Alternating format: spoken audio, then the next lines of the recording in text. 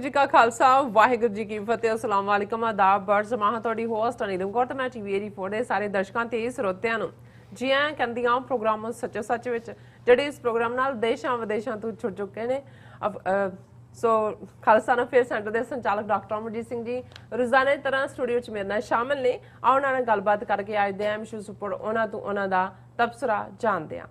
ਜੀ ਡਾਕਟਰ ਸਾਹਿਬ ਵਾਹਿਗੁਰੂ ਜੀ ਕਾ ਖਾਲਸਾ ਵਾਹਿਗੁਰੂ ਜੀ ਕੀ ਫਤਿਹ। हाँ जी नीलम कौर जी ਤੁਹਾਨੂੰ ਵੀ ਤੇ ਦੁਨੀਆ ਭਰ ਚ ਬੈਠੇ ਸਾਡੇ ਟੀਵੀ 84 ਦੇ ਬਹੁਤ ਹੀ ਪਿਆਰੇ ਸੋਹਣੇ ਸਿਆਣੇ ਟੀਵੀ 84 ਦੇ ਦਰਸ਼ਕਾਂ ਨੂੰ ਵੀ ਵਾਹਿਗੁਰੂ ਜੀ ਕਾ ਖਾਲਸਾ ਵਾਹਿਗੁਰੂ ਜੀ ਕੀ ਫਤਿਹ ਤੇ ਸਾਡੇ ਬਹੁਤ ਹੀ ਪਿਆਰੇ ਮੁਸਲਮਾਨ ਭੈਣਾਂ ਭਰਾਵਾਂ ਨੂੰ अस्सलाम वालेकुम। ਜੀ ਡਾਕਟਰ ਸਾਹਿਬ ਜੀ ਆਇਆਂ ਨੂੰ ਪ੍ਰੋਗਰਾਮ ਸੱਚੋ ਸੱਚ ਵਿੱਚ ਬਹੁਤ ਸ਼ੁਕਰੀਆ। ਜੀ ਡਾਕਟਰ ਸਾਹਿਬ ਅੱਜ 20 ਅਗਸਤ 2021 5 ਭਾਦੋ ਨਾਨਕਸ਼ਾਹੀ ਸੰਮਤ 553 ਦਾ ਦਿਨ ਹੈ ਤੇ ਡਾਕਟਰ ਸਾਹਿਬ ਪ੍ਰੋਗਰਾਮ ਸ਼ੁਰੂ ਕਰਨ ਤੋਂ ਪਹਿਲਾਂ ਅਸੀਂ ਪ੍ਰਦਰਸ਼ਕਾਂ ਤੇ ਸਰੋਤਿਆਂ ਨੂੰ ਹਮੇਸ਼ਾ ਤਰ੍ਹਾਂ ਦੱਸਦੇ ਵਿਊਅਰਸ ਜੇ ਤੁਸੀਂ ਹੱਕ ਸੱਚ ਇਨਸਾਫ ਤੇ ਪੈਰਾ ਦਿੰਦਾ ਇੱਕੋ ਇੱਕ ਚੈਨਲ ਟੀਵੀ 84 ਨੂੰ ਦੇਖਣਾ ਚਾਹੁੰਦੇ ਹੋ ਤਾਂ ਤੁਸੀਂ ਦੇਖ ਸਕਦੇ ਹੋ spectrum cable Asian cable Bell 5 cable in Canada roku Jadoo box ਸ਼ਾਵਾ ਫੇਸਬੁੱਕ ਟੀਵੀ 84 ਦੀ ਐਪ ਰਾਹੀਂ online streaming and IP box ਤੇ ਤੁਸੀਂ ਟੀਵੀ 84 ਨੂੰ ਦੇਖ ਸਕਦੇ ਹੋ। ਵਿਊਅਰਸ ਜੇ ਤੁਸੀਂ ਟੀਵੀ 84 ਨਾਲ ਜਾਂ ਪ੍ਰੋਗਰਾਮ ਸੱਚੋ ਸੱਚ ਨਾਲ ਫੇਸਬੁੱਕ ਰਾਹੀਂ ਜੁੜੇ ਤੇ ਇਸ ਨੂੰ ਵੱਧ ਤੋਂ ਵੱਧ ਲਾਈਕ ਕਰੋ ਤੇ ਸ਼ੇਅਰ ਕਰੋ ਅਤੇ ਨਾਲ ਹੀ YouTube ਤੇ ਸਬਸਕ੍ਰਾਈਬ ਵੀ ਕਰੋ। ਇਹ ਵੀ ਦੱਸ ਦਿਓ ਕਿ ਤੁਸੀਂ ਟੀਵੀ 84 ਦੀ ਐਪ ਨੂੰ ਐਂਡਰੋਇਡ ਐਂਡ ਐਪ ਸਟੋਰ ਤੇ ਡਾਊਨਲੋਡ ਕਰਕੇ ਜੋ ਟੀਵੀ 84 ਦੀ ਲਾਈਵ ਸਟ੍ਰੀਮ ਹੈ ਉਸ ਨੂੰ ਤੁਸੀਂ 24 ਆਵਰਸ ਦੇਖ ਸਕਦੇ ਹੋ। ਵਿਊਅਰਸ ਹੁਣ ਅਸੀਂ ਆਪਣੇ ਪ੍ਰੋਗਰਾਮ ਦੀ ਸ਼ੁਰੂਆਤ ਕਰਨ ਜਾ ਰਹੇ ਹਾਂ। ਇਸ ਵੀਕ ਦਾ ਐਂਡ ਵਾਲਾ ਪ੍ਰੋਗਰਾਮ ਕਰਨ ਜਾ ਰਹੇ ਹਾਂ ਔਰ ਵੀਕਐਂਡ ਦੀਆਂ ਤੁਹਾਨੂੰ ਸਭ ਨੂੰ ਆਪਾਂ ਸ਼ੁਭ ਕਾਮਨਾਵਾਂ ਦਿੰਦੇ ਹਾਂ। ਸੋ ਪ੍ਰੋਗਰਾਮ ਦੇ ਸ਼ੁਰੂ ਵਿੱਚ ਹਮੇਸ਼ਾ ਇਸ ਤਰ੍ਹਾਂ ਆਪਾਂ ਗੱਲਬਾਤ ਕਰਦੇ ਹਾਂ ਕਿ ਅੱਜ ਦੇ ਪ੍ਰੋਗਰਾਮ ਨੂੰ ਸਪਾਂਸਰ ਕੀਤਾ ਗਿਆ ਹੈ ਕਾਰਟਰੇਟ ਨਿਊ ਜਰਸੀ ਤੋਂ ਸਰਦਾਰ ਪਿਆਰਾ ਸਿੰਘ ਵੱਲੋਂ। ਸੋ ਸਰਦਾਰ ਪਿਆਰਾ ਸਿੰਘ ਨੇ ਗੁਰਦੁਆਰਾ ਸਿੰਘ ਸਭਾ ਕਾਰਟਰੇਟ ਦੇ ਮੁੱਖ ਸੇਵਾਦਾਰ ਵਜੋਂ ਜਿਹੜੀ ਸੇਵਾ ਹੈ ਉਹ ਨਿਭਾਈ ਹੈ ਅਤੇ ਪੰਥਕ ਕਾਰਜਾਂ ਵਿੱਚ ਹਮੇਸ਼ਾ ਵੱਧ ਚੜ੍ਹ ਕੇ ਜਿਹੜਾ ਹਿੱਸਾ ਪਾਉਂਦੇ ਹਨ। ਸੋ ਇਹਨਾਂ ਨੇ ਸੁਨੇਹਾ ਦਿੱਤਾ ਹੈ ਕਿ ਅਸੀਂ ਪੰਥਕ ਮੀਡੀਆ ਦੀ ਅਹਿਮੀਅਤ ਨੂੰ ਸਮਝੀਏ, ਟੀਵੀ 84 ਅਤੇ ਹੋਰ ਪੰਥਕ ਅਦਾਰਿਆਂ ਦੀ ਵੱਧ ਤੋਂ ਵੱਧ ਮਦਦ ਕਰੀਏ, ਆਪਣੀ ਜ਼ਿੰਮੇਵਾਰ ਪਹਿਚਾਨੀਏ। ਟੀਵੀ 84 ਵੱਲੋਂ ਜਾਗਰੂਕਤਾ ਦੇ ਦਿੱਤੇ ਜਾ ਰਹੇ ਜਿਹੜੇ ਹੋਕੇ ਦੀ ਅਸੀਂ ਸ਼ਲਾਘਾ ਕਰਦੇ ਹਾਂ। ਵਾਹਿਗੁਰੂ ਚੜ੍ਹਦੀ ਕਲਾ ਬਖਸ਼ਣ।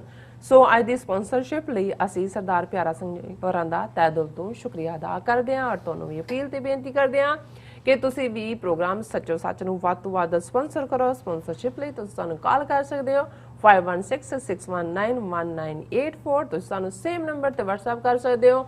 ਤੁਸੀਂ ਸਾਨੂੰ ਈਮੇਲ ਵੀ ਕਰ ਸਕਦੇ info@tv84.tv ਤੇ।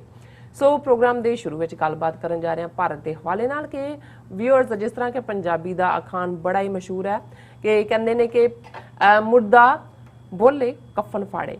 ਸੋ ਕਈ ਹਫ਼ਤਿਆਂ ਦੀ ਚੁੱਪੀ ਤੋਂ ਬਾਅਦ ਅਖੀਰ ਮੋਦੀ ਨੇ ਅਫਗਾਨਿਸਤਾਨ ਸੰਬੰਧੀ ਆਪਣਾ ਜਿਹੜਾ ਮੂੰਹ ਹੈ ਉਹ ਖੋਲਿਆ ਹੈ ਔਰ ਸੋਮਨਾਥ ਮੰਦਿਰ ਗੁਜਰਾਤ ਵਿੱਚ ਇੱਕ ਫੰਕਸ਼ਨ ਦੇ ਦੌਰਾਨ ਮੋਦੀ ਨੇ ਅਸਿੱਧੇ ਤੌਰ ਤੇ ਤਾਲਿਬਾਨ ਨੂੰ ਦਹਿਸ਼ਤਗਰਦ ਦੱਸਿਆ ਹੈ। ਸੋ ਵਿਊਅਰਸ ਹੈਰਾਨੀ ਦੀ ਗੱਲ ਇਹ ਹੈ ਕਿ ਦੁਨੀਆ ਦੀ ਸਭ ਤੋਂ ਵੱਡੀ ਦਹਿਸ਼ਤਗਰਦ ਤਨਜ਼ੀਮ RSS ਨਾਲ ਸੰਬੰਧਿਤ ਮੋਦੀ ਨੂੰ ਤਾਲਿਬਾਨ ਦਹਿਸ਼ਤਗਰਦ ਨਜ਼ਰ ਆ ਰਿਹਾ ਹੈ।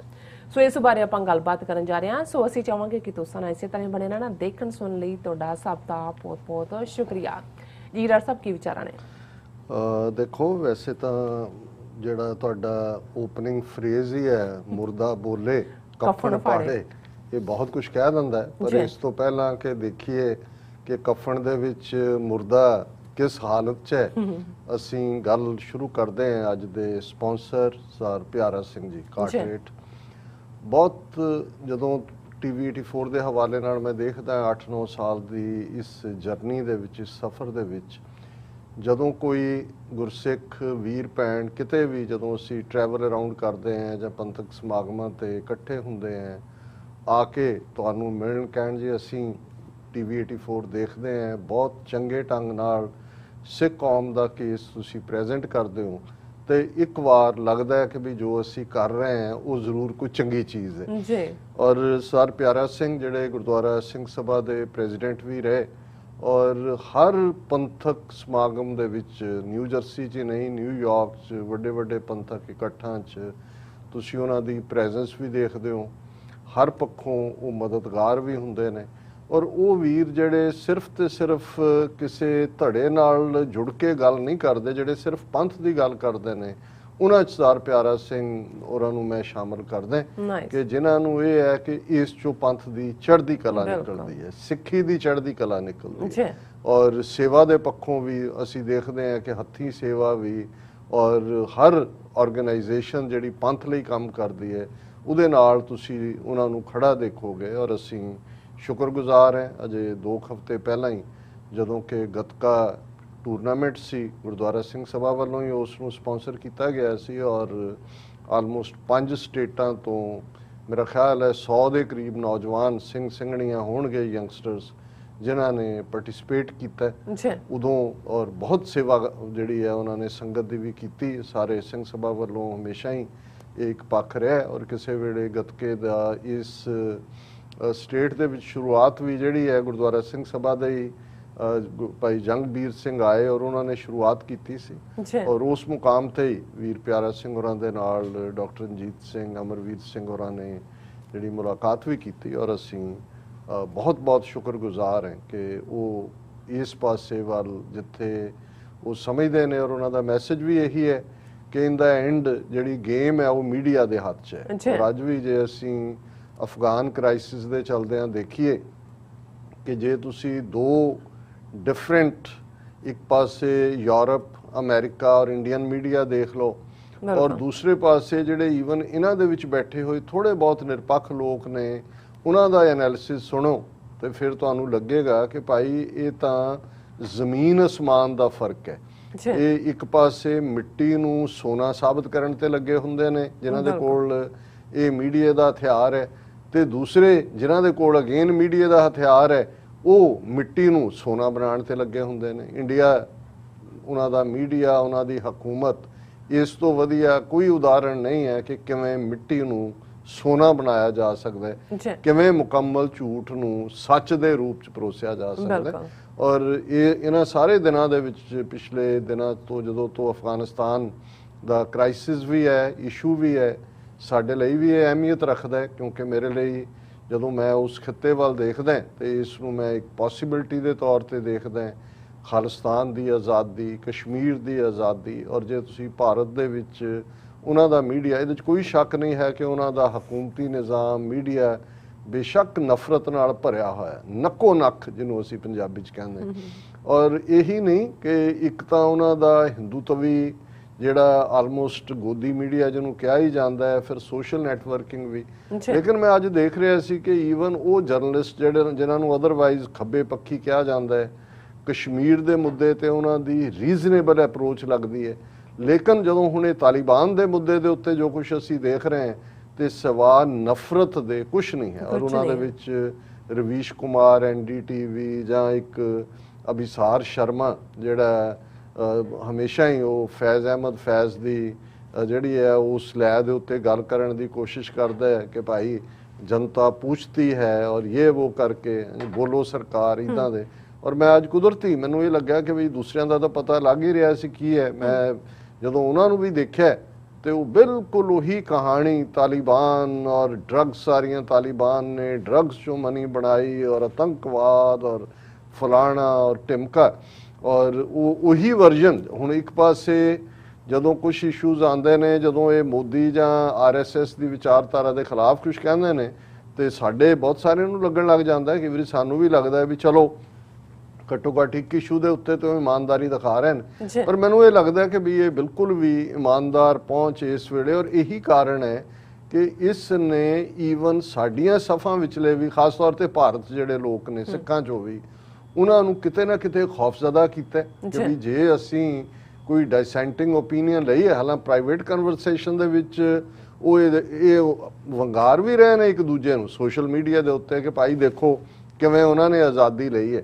ਪਰ ਕਿਉਂਕਿ ਇੰਨੀ ਪ੍ਰੀਵੇਲਿੰਗ ਹੈ ਜਿਹੜੀ ਇਸ ਵੇਲੇ ਦੂਸਰੀ ਹਿੰਦੂਤਵੀ ਵਰਜਨ ਹੈ ਜਿਸ ਨੂੰ ਸਾਰੇ ਹੀ ਪ੍ਰਚਾਰ ਰਹੇ ਨੇ। ਔਰ ਈਵਨ ਜਿਹੜੀ ਇੱਕ ਬੀਬੀ ਉਹ ਭਾਸਕਰ ਹੈ ਸ਼ਾਇਦ ਉਹਦਾ ਨਾਮ ਸਵਰਨਾ ਭਾਸਕਰ ਕੇ ਕੀ ਹੈ ਐਕਟਰੈਸ ਹੈ ਔਰ ਉਹਨੇ ਉਹ ਹਮੇਸ਼ਾ ਹੀ ਸਿਵਲ ਲਿਬਰਟੀਜ਼ ਜਾਂ ਹਿਊਮਨ ਰਾਈਟਸ ਜਾਂ ਦੂਸਰਿਆਂ ਤੇ ਗੱਲ ਕਰਦੀ ਹੈ। ਉਹਨੇ ਵੀ ਤਾਲਿਬਾਨ ਦੇ ਖਿਲਾਫ ਜਿਹੜੀ ਲਾਈਨ ਜੋ ਉੱਥੇ ਪ੍ਰੀਵਲੈਂਟ ਹੈ ਉਹ ਲਈ ਪਰ ਉਹਨੇ ਨਾਲ ਦੀ ਨਾਲ ਹਿੰਦੂਤਵੀਆਂ ਨੂੰ ਵੀ ਉਸੇ ਮੈਂਟੈਲਿਟੀ ਵਾਲਾ ਦੱਸਿਆ। ਔਰ ਮੇਰਾ ਖਿਆਲ ਹੈ 10 ਤੋਂ ਜ਼ਿਆਦਾ ਜਿਹੜੀਆਂ ਨੇ ਉਹ ਸਵਰਾ ਭਾਸਕਰ ਹੈ ਸ਼ਾਇਦ ਉਹਦਾ ਨਾਮ 10 ਤੋਂ ਜ਼ਿਆਦਾ FIR ਉਹਦੇ ਅਗੇਂਸਟ ਰਜਿਸਟਰ ਕੀਤੀਆਂ ਔਰ ਇਵੇਂ ਟ੍ਰੋਲਿੰਗ। ਔਰ ਦੂਸਰਾ ਕਿ ਉਹ ਇਹ ਵੀ ਟੋਲਰੇਟ ਕਰਨ ਨੂੰ ਤਿਆਰ ਨਹੀਂ ਕਿ ਪਰ ਚਲੋ ਜੇ ਮੰਨ ਲਓ ਉਹਨਾਂ ਦੇ ਕਹਿਣ ਮੁਤਾਬਕ ਤਾਲਿਬਾਨ ਜਿਹੜੇ ਨੇ ਉਹ ਆਤੰਕਵਾਦੀ ਨੇ, ਉਹ ਲਗਾਵਵਾਦੀ ਨੇ, ਉਹ ਦਹਿਸ਼ਤਗਰਦ ਨੇ, ਉਹ ਜਿਹੜੇ ਨੇ ਜ਼ੁਲਮ ਕਰ ਰਹੇ ਨੇ। ਤੇ ਜੇ ਕਿਸੇ ਨੇ ਅੱਗੋਂ ਕਹਿ ਦਿੱਤਾ ਕਿ ਭਾਈ ਜੇ ਉਹੀ ਮਜ਼ਹਬੀ ਆਈਡੀਓਲੋਜੀ ਉਹਨਾਂ ਦੀ ਮੋਟੀਵੇਸ਼ਨ ਹੈ ਜੋ ਤੁਸੀਂ ਕਹਿੰਦੇ ਹੋ, ਤੇ ਫਿਰ ਜਿਹੜੀ ਤੁਹਾਡੀ ਮਜ਼ਹਬੀ ਹਿੰਦੂਤਵਾਦੀ ਆਈਡੀਓਲੋਜੀ ਹੈ ਉਹ ਤੁਹਾਨੂੰ ਨਫ਼ਰਤ ਦੇ ਰਹੀ ਹੈ, ਔਰ ਤੁਸੀਂ ਉਹੀ ਸਲੂਕ ਜਿਹੜਾ ਫੈਲੋ ਇੰਡੀਅਨਸ ਨਾਲ ਕਰ ਰਹੇ ਹੋ। ਈਵਨ ਇਹ ਵੀ ਉਹਨਾਂ ਨੂੰ ਸੁਣਨਾ ਗਵਾਰਾ ਨਹੀਂ ਹੈ। ਔਰ ਇਸ ਸਾਰੇ ਪੀਰੀਅਡ 'ਚ ਇੱਕ ਸਵਾਲ ਜ਼ਰੂਰ ਪੁੱਛਿਆ ਜਾ ਰਿਹਾ ਸੀ ਕਿ ਭਾਈ ਇੰਡੀਆ ਜਿਹਨੇ $3 ਬਿਲੀਅਨ ਉੱਥੇ ਇਨਵੈਸਟ ਕੀਤਾ, ਜਿਹਨੇ ਦਰਜਨਾਂ ਕੌਂਸੂਲੇਟ ਖੋਲੇ, ਕਾਬਲ ਦੀ ਐਮਬੈਸੀ ਤਾਂ ਉਹਨਾਂ ਦਾ ਹੈੱਡਕੁਆਟਰ ਜਿਹੜਾ ਉਹ ਅਫਗਾਨ ਇੰਟੈਲੀਜੈਂਸ ਏਜੰਸੀਆਂ ਦਾ ਵੀ ਤੇ ਰਾਹ ਦਾ ਵੀ ਉੱਥੋਂ ਹੀ ਸਾਰੇ ਆਪਰੇਸ਼ਨ ਆਪਰੇਟ ਹੁੰਦੇ ਸੀ। ਔਰ ਜਿਸ ਅੰਦਾਜ਼ ਦੇ ਵਿੱਚ ਭਾਰਤ ਬਿਲਕੁਲ ਇਰਰੈਲੇਵੈਂਟ ਹੋ ਗਿਆ ਉਸ ਸਿਚੁਏਸ਼ਨ 'ਚ, ਉਹ ਆਪਣਾ ਸਭ ਕੁਝ ਚੁਕਾ ਕੇ ਇੱਧਰ ਆ ਗਏ। ਐਮਬੈਸੀ ਦੇ ਉਹ ਜਿਹੜਾ ਉਹਨਾਂ ਦਾ ਸਟਾਫ, ਔਰ ਦੂਜਾ ਤਾਂ ਆਇਆ ਸਣੇ ਐਮਬੈਸਡਰ ਕੁੱਤੇ ਵੀ ਲੈ ਆਏ। ਹਾਲਾਂ ਅੱਜ ਹੀ ਮੈਨੂੰ ਖਿਆਲ ਆ ਰਿਹਾ ਸੀ ਕਿ ਵੀ ਇਹ ਕਿਸ ਕਿਸਮ ਦੇ ਹਾਫਜ਼ ਨੇ ਲੋਕਾਂ ਦੇ। ਅਜੇ ਹਜ਼ਾਰਾਂ ਇੰਡੀਅਨ ਜਿਹੜੇ ਦੌੜ ਭੱਜ ਰਹੇ ਨੇ, ਇਹ ਨਹੀਂ ਜਿਹੜੇ ਅਫਗਾਨ ਸਿੱਖ ਜਾਂ ਹਿੰਦੂ, ਉਹ ਤਾਂ ਅਫਗਾਨ ਨੇ, ਉਹਨਾਂ ਦੀ ਇਵੈਕੂਏਸ਼ਨ ਤਾਂ ਇੱਕ ਜਿਹੜੇ ਇਹਨਾਂ ਦੇ ਆਪਣੇ ਸੀ। ਔਰ ਅਕਸਰ ਜਦੋਂ ਅਸੀਂ ਇਹ ਦੇਖਦੇ ਹਾਂ ਕਿ ਵੀ ਬਹੁਤ ਵਾਰੀ ਸ਼ਿਪ ਦੇ ਹਵਾਲੇ ਨਾਲ ਇਹ ਹੁੰਦਾ ਹੈ ਕਿ ਭਾਈ ਜਦੋਂ ਵੱਡੇ ਵੱਡੇ ਜਿਹੜੇ ਹਾਦਸਾਗ੍ਰਸਤ ਦੂਸਰਿਆਂ ਦਾ ਜ਼ਿਕਰ ਹੁੰਦਾ ਹੈ, ਉਦੋਂ ਵੀ ਇਹ ਹੁੰਦਾ ਹੈ ਕਿ ਜਿਹੜਾ ਕੈਪਟਨ ਹੁੰਦਾ ਹੈ ਸ਼ਿਪ ਦਾ, ਉਹ ਅਖੀਰ ਤੱਕ ਖਲੋਤਾ ਰਹਿੰਦਾ, ਉਹ ਯਕੀਨੀ ਬਣਾਉਂਦਾ ਹੈ ਕਿ ਹਰ ਇੱਕ ਨੂੰ ਬਾਹਰ ਕੱਢਿਆ ਜਾਏ। ਉਸ ਤੋਂ ਬਾਅਦ ਉਹ ਜਿਹੜਾ ਨਿਕਲਦਾ, ਔਰ ਜੇ ਉਹਦੇ ਨਿਕਲਦੇ ਉਹ ਕਦੇ ਸ਼ਿਪ ਨੂੰ ਅਬੈਂਡਨ ਨਹੀਂ ਕਰਦਾ। ਔਰ ਇਹਦੇ ਤੋਂ ਇੱਕ ਅਖਾਣ ਇਹ ਵੀ ਹੈ ਕਿ ਜਿਉਂ ਹੀ ਸ਼ਿਪ ਡੁੱਬਣ ਲੱਗਦਾ ਹੈ, ਸਭ ਤੋਂ ਪਹਿਲਾਂ ਚੂਹੇ ਦੌੜਦੇ ਨੇ। ਹੁਣ ਇਹ ਤਾਂ ਐਮਬੈਸਡਰ ਔਰ ਦੂਜੇ ਚੂਹਿਆਂ ਦੀ ਤਰ੍ਹਾਂ ਦੌੜੇ, ਔਰ ਇਹਨਾਂ ਨੂੰ ਬਿਲਕੁਲ ਭੁੱਲ ਗਿਆ ਵੀ ਅਸੀਂ ਬਾਕੀਆਂ ਨੂੰ ਜਿਹੜਾ ਉਹ ਮਹਿਫੂਜ਼ ਕਰਕੇ, ਕਿਉਂਕਿ ਐਮਬੈਸਡਰ ਜਾਂ ਜਿਹੜੇ ਡਿਪਲੋਮੈਟਿਕ ਐਨਕਲੇਵ 'ਚ ਬੈਠੇ ਨੇ ਉਹ ਤਾਂ ਸਭ ਤੋਂ ਮਹਿਫੂਜ਼ ਨੇ। ਲੇਕਿਨ ਉਹਨਾਂ ਨੇ ਜਿਸ ਅੰਦਾਜ਼ ਦੇ ਵਿੱਚ ਅਬੈਂਡਨ ਕੀਤਾ ਸਾਰਿਆਂ ਨੂੰ, ਉਹਦੇ ਤੋਂ ਹੀ ਅੰਦਾਜ਼ਾ ਹੁੰਦਾ ਵੀ ਉਹਨਾਂ ਨੇ ਜੇ ਸਾਰੇ ਪੀਰੀਅਡ 'ਚ ਮੋਦੀ ਦਾ ਵਰਤਾਰਾ ਦੇਖੋ, ਕਿਵੇਂ ਹਜ਼ਾਰਾਂ ਸਕੁਅਰ ਕਿਲੋਮੀਟਰ ਜ਼ਮੀਨ ਜਿਹੜੀ ਹੈ ਉਹ ਇਹਨਾਂ ਨੇ ਚੀਨ ਦੇ ਹਵਾਲੇ ਕੀਤੀ, ਔਰ ਬਿਲਕੁਲ ਮੌਨ ਧਾਰ ਰੱਖਿਆ। ਅੱਜ ਤੱਕ ਵੀ ਚੀਨ ਦਾ ਨਾਂ ਨਹੀਂ ਲੈਂਦੇ, ਔਰ ਇਹ ਕਿਹਾ ਜੀ ਨਾ ਕੋਈ ਆਇਆ, ਨਾ ਕੋਈ ਗਿਆ, ਨਾ ਕੋਈ ਘੁਸਾ, ਨਾ ਕੁਛ ਦਿਆ, ਨਾ ਕੁਛ ਲਿਆ। ਹੁਣ ਇਹੀ ਅਪਰੋਚ ਜਦੋਂ ਦੇ ਇਹ ਸਾਰਾ ਅਫਗਾਨਿਸਤਾਨ ਦਾ ਫਾਈਨਲ, ਔਰ 15 ਅਗਸਤ ਨੂੰ ਜਿੱਦਨ ਲਾਲ ਕਿਲੇ ਦੀ ਫਸੀਲ ਤੋਂ ਝੰਡਾ ਲਹਿਰਾ ਰਿਹਾ ਸੀ, ਉਧਰ ਕਾਬਲ ਦੇ ਵਿੱਚ ਜਿਹੜਾ ਤਾਲਿਬਾਨ ਦਾ ਝੰਡਾ, ਚਿੱਟਾ ਝੰਡਾ ਜਿਹਦੇ ਤੇ ਕਲਮਾ ਲਿਖਿਆ ਹੋਇਆ, ਉਹ ਲਹਿਰਾ ਰਿਹਾ ਸੀ। ਔਰ ਉਹ ਜਿਹੜਾ ਕਿ on the drop of hat ਜਿਹੜੀ ਇਹਨਾਂ ਦੀ ਟ੍ਰੇਨਿੰਗ ਹੈ, ਇਹਨਾਂ ਕੋਲ ਬਿਆਨਬਾਜ਼ੀ ਤੋਂ ਬਿਨਾਂ ਹੈ ਹੀ ਕੁਛ ਨਹੀਂ, ਇਹਨੇ ਜ਼ੁਬਾਨ ਹੀ ਨਹੀਂ ਖੋਲੀ ਬਿਲਕੁਲ। ਔਰ ਹੁਣ ਜਦੋਂ ਇਹ ਨਜ਼ਰ ਆ ਰਿਹਾ ਕਿ ਭਾਈ ਹਕੀਕਤ ਉੱਥੇ ਕੀ ਹੈ, ਔਰ ਅਸੀਂ ਦੇਖ ਰਹੇ ਹਾਂ ਕਿ ਕਿਵੇਂ ਇੱਕ ਬਰਾਬਰ ਦਾ ਨੈਗੇਟਿਵ ਨੈਰੇਟਿਵ ਬਿਲਟ ਕੀਤਾ ਜਾ ਰਿਹਾ ਹੈ ਕਦੇ ਹੁਣ। ਔਰ ਇਹ ਅਜੇ ਅੰਦਾਜ਼ਾ ਵੀ ਨਹੀਂ ਹੈ ਕਿ ਕਿੰਨੇ ਲੋਕ ਜਿਹੜੇ ਅਸ਼ਰਫ ਗਨੀ ਦੀ ਹਕੂਮਤ ਦੇ ਵਿੱਚ ਜ਼ਾਹਰ ਹੈ ਇੰਡੀਅਨ ਰਾਹ ਲਈ ਕੰਮ ਕਰਦੇ ਸੀ, ਕਿੰਨੇ ਲੋਕ ਇੰਡੀਆ ਗਏ ਨੇ, ਕਿਉਂਕਿ UAE ਨੇ ਤਾਂ ਉਹਨੂੰ ਅਸ਼ਰਫ ਗਨੀ ਨੂੰ ਲਿਆ। ਔਰ ਇਹਦੇ ਤੇ ਹੋਇਆ ਵੀ ਕਿ ਵੀ ਇਹੀ UAE ਹੈ ਜਿਹਨੇ ਮੋਦੀ ਨੂੰ ਸੱਦ ਕੇ ਹਾਈਐਸਟ ਸਿਵਲ ਅਵਾਰਡ ਵੀ ਦਿੱਤਾ ਸੀ। ਹਾਲਾਂ ਜਦੋਂ ਤੁਸੀਂ ਅਸ਼ਰਫ ਗਨੀ ਦੀ UAE ਔਰ ਉਹਨਾਂ ਨੇ ਅਸਾਈਲਮ ਵੀ ਦਿੱਤੀ ਹੈ ਹਿਊਮੈਨਿਟੇਰੀਅਨ ਗਰਾਊਂਡ ਤੇ, ਇਹ ਕੋਈ ਨਵੀਂ ਗੱਲ ਨਹੀਂ ਹੈ। ਉਹਨਾਂ ਦੀ ਇੱਕ ਆਪਣਾ ਜੇ UAE ਦਾ ਇਸ ਸਾਰੇ ਦੇ ਨਾਲ ਜੁੜਿਆ ਤੁਸੀਂ ਸੰਬੰਧ ਦੇਖੋ। ਨਵਾਜ਼ ਸ਼ਰੀਫ ਵੀ ਜਿਹੜੇ ਨੇ ਉਹ UAE ਔਰ ਬਾਅਦ ਦੇ ਵਿੱਚ ਤਾਂ ਸਾਊਦੀ ਅਰੇਬੀਆ ਨਾਲ ਸੰਬੰਧ, ਨਵਾਜ਼ ਸ਼ਰੀਫ ਨਹੀਂ, ਬੇਨਜ਼ੀਰ ਭੁੱਟੋ ਵੀ, ਔਰ ਦੈਨ ਮੁਸ਼ਰਫ ਵੀ, ਉਹ UAE ਨੇ ਹੀ ਪਨਾਹ ਦਿੱਤੀ। ਔਰ ਅਫਗਾਨਿਸਤਾਨ ਦੇ ਹਵਾਲੇ ਨਾਲ ਇਹ ਗੱਲ ਨਜ਼ਰ ਆਉਂਦੀ ਹੈ ਕਿ ਇਹਨਾਂ ਨੇ ਇੱਕ ਕਿਉਂਕਿ UAE ਔਰ ਸਾਊਦੀ ਅਰੇਬੀਆ ਇਹ ਇੱਕ ਲਾਈਨ ਹੈ, ਵਹਾਬੀ ਇਸਲਾਮ ਦੀ ਗੱਲ ਵੀ ਇਹਨਾਂ ਨਾਲ ਜੋੜ ਕੇ ਹੁੰਦੀ ਹੈ। ਔਰ ਉਹਨਾਂ ਨੇ ਮੁੱਢਲੇ ਤੌਰ ਤੇ ਤਾਲਿਬਾਨ ਨਾਲ ਵੀ ਸੰਬੰਧ ਰੱਖੇ, ਔਰ UAE ਔਰ ਸਾਊਦੀ ਅਰੇਬੀਆ ਹੀ ਸੀ ਪਾਕਿਸਤਾਨ ਤੋਂ ਇਲਾਵਾ ਦੋ ਮੁਲਕ ਜਿਨ੍ਹਾਂ ਨੇ 1996 ਚ ਤਾਲਿਬਾਨ ਦੀ ਹਕੂਮਤ ਨੂੰ ਰੈਕਗਨਾਈਜ਼ ਕੀਤਾ ਸੀ। ਪਰ ਜਦੋਂ 2001 ਦੇ ਵਿੱਚ ਅਮਰੀਕਾ ਨੇ ਫੁੱਲ ਸਕੇਲ ਅਟੈਕ ਕੀਤਾ ਔਰ within 2 months Taliban government melt ਅਵੇ ਹੋਈ, ਤੇ UAE ਬਰਾਬਰ ਅਮਰੀਕਾ ਦੀ ਸਪੋਰਟ ਤੇ ਰਿਹਾ। ਔਰ ਹੁਣ ਤੱਕ ਵੀ ਉਹਨਾਂ ਦੇ ਭਾਵੇਂ ਥੋੜੇ ਹੀ ਸੋਲਜਰ ਸੀ, ਹਿਊਮੈਨਿਟੇਰੀਅਨ ਗਰਾਊਂਡ ਦੇ ਉੱਤੇ ਆਪਣੀ ਪ੍ਰੈਜ਼ੈਂਸ ਵੀ ਰੱਖੀ। ਸੋ ਇਹਦੇ 'ਚ ਕੋਈ ਸ਼ੱਕ ਨਹੀਂ ਹੈ ਕਿ ਜੇ UAE ਨੇ ਅਸ਼ਰਫ ਗਨੀ ਨੂੰ ਪਨਾਹ ਦਿੱਤੀ ਹੈ ਤੇ ਉਹਦੇ 'ਚ ਅਮਰੀਕਾ ਔਰ ਦੂਸਰਿਆਂ ਨੂੰ ਵੀ ਜਿਹੜਾ ਪਹਿਲਾਂ ਭਰੋਸੇ 'ਚ ਲਿਆ ਹੋਏਗਾ। ਔਰ ਇਸੇ ਤਰ੍ਹਾਂ ਜਿਹੜਾ ਨੰਬਰ 2 ਮੈਨ ਉਹਨਾਂ ਦਾ ਵਾਈਸ ਪ੍ਰੈਜ਼ੀਡੈਂਟ ਜਿਹੜਾ ਹੁਣ ਪੰਜਸ਼ੇਰ ਵੈਲੀ 'ਚ ਜਾ ਕੇ ਬੈਠਾ ਹੈ, ਔਰ ਉਹ ਮਸੂਦ ਦੇ ਮੁੰਡੇ ਦੇ ਨਾਲ ਉਹ ਕਹਿ ਰਿਹਾ ਜੀ ਮੈਨੂੰ ਰੈਕਗਨਾਈਜ਼ ਕਰੋ, ਹੁਣ ਮੈਂ ਪ੍ਰੈਜ਼ੀਡੈਂਟ ਬਣ ਗਿਆ। ਸੋ ਇੰਡੀਅਨ ਮੀਡੀਆ 'ਚ ਤੁਸੀਂ ਇਹ ਦੇਖੋਗੇ ਕਿ ਉਹ ਖਬਰਾਂ ਵੱਡੇ ਪੈਮਾਨੇ ਤੇ ਨੇ ਕਿ ਉਹਨੇ ਸਲੇ ਨੇ ਕੀ ਕਿਹਾ ਔਰ ਉਹਦੇ ਮਸੂਦ ਦੇ ਮੁੰਡੇ ਨੇ ਕੀ ਕਿਹਾ ਔਰ ਜਿਹੜਾ ਕਿੱਥੇ ਕੀ ਕਿਹੜਾ ਐਂਕਰ ਕਿਹੜੀ ਬੀਬੀ ਨੂੰ ਕੱਢ ਦਿੱਤਾ ਨੌਕਰੀਓਂ, ਕਿਹੜਾ ਜਿਹੜੇ ਨੇ ਉਹ ਅਫਗਾਨੀ ਝੰਡੇ ਲੈ ਕੇ ਹੋਏ ਇਹ ਉਹ ਤਾਂ ਚੱਲ ਹੀ ਰਿਹਾ ਸੀ, ਲੇਕਿਨ ਇਹਦੀ ਬਿਲਕੁਲ ਚੁੱਪੀ ਸੀ। ਲੇਕਿਨ ਅਲਟੀਮੇਟਲੀ ਮੁਰਦੇ ਤੋਂ ਹੋਰ ਤੁਸੀਂ ਤਵੱਕੋ ਵੀ ਕੀ ਕਰਦੇ ਹੋ? ਕਫਨ ਜ਼ਰੂਰ ਪਾੜਿਆ, ਪਰ ਇੰਨੀ ਹਿੰਮਤ ਵੀ ਨਹੀਂ ਹੈ ਕਿ ਚਲੋ ਮੰਨ ਲਿਆ ਵੀ ਤੁਹਾਡੀ ਅਪਰੋਚ, ਤੁਸੀਂ ਪਹਿਲਾਂ ਵੀ ਤਾਲਿਬਾਨ ਦੀ ਹਕੂਮਤ ਨੂੰ ਰੈਕਗਨਾਈਜ਼ ਨਹੀਂ ਸੀ ਕੀਤਾ 25 ਸਾਲ, ਜੇ ਉਸ ਤੋਂ ਬਾਅਦ ਦੇਖਣਾ ਹੋਏ 1996 ਤੋਂ 95 ਤੋਂ ਲੈ ਕੇ 95 ਤੱਕ ਤਾਂ ਉਹੀ ਇੰਡੀਆ ਜਾਂ ਉਹੀ ਜਿਹੜੇ ਅੱਜ ਤਾਲਿਬਾਨ ਨੂੰ ਦਹਿਸ਼ਤਗਰਦ ਔਰ ਉਹਨਾਂ ਦੇ ਐਂਕਰ ਬੈਠ ਕੇ ਉਹਨਾਂ ਨੂੰ ਡਰੱਗ ਟ੍ਰੇਡ ਔਰ ਡਰੱਗ ਮਨੀ ਨਾਲ ਹਥਿਆਰ ਖਰੀਦਣ ਵਾਲੇ ਕਹਿ ਰਹੇ ਨੇ, ਇਹ ਉਸ ਹਕੂਮਤ ਦੇ ਨਾਰਦਰਨ ਅਲਾਇੰਸ ਦੇ ਔਰ ਦੂਸਰਿਆਂ ਦੇ ਸਪੋਰਟਰ ਸੀ ਜਿਹੜੇ ਅਸਲ ਦੇ ਵਿੱਚ ਡਰੱਗ ਲਾਰਡ ਨੇ।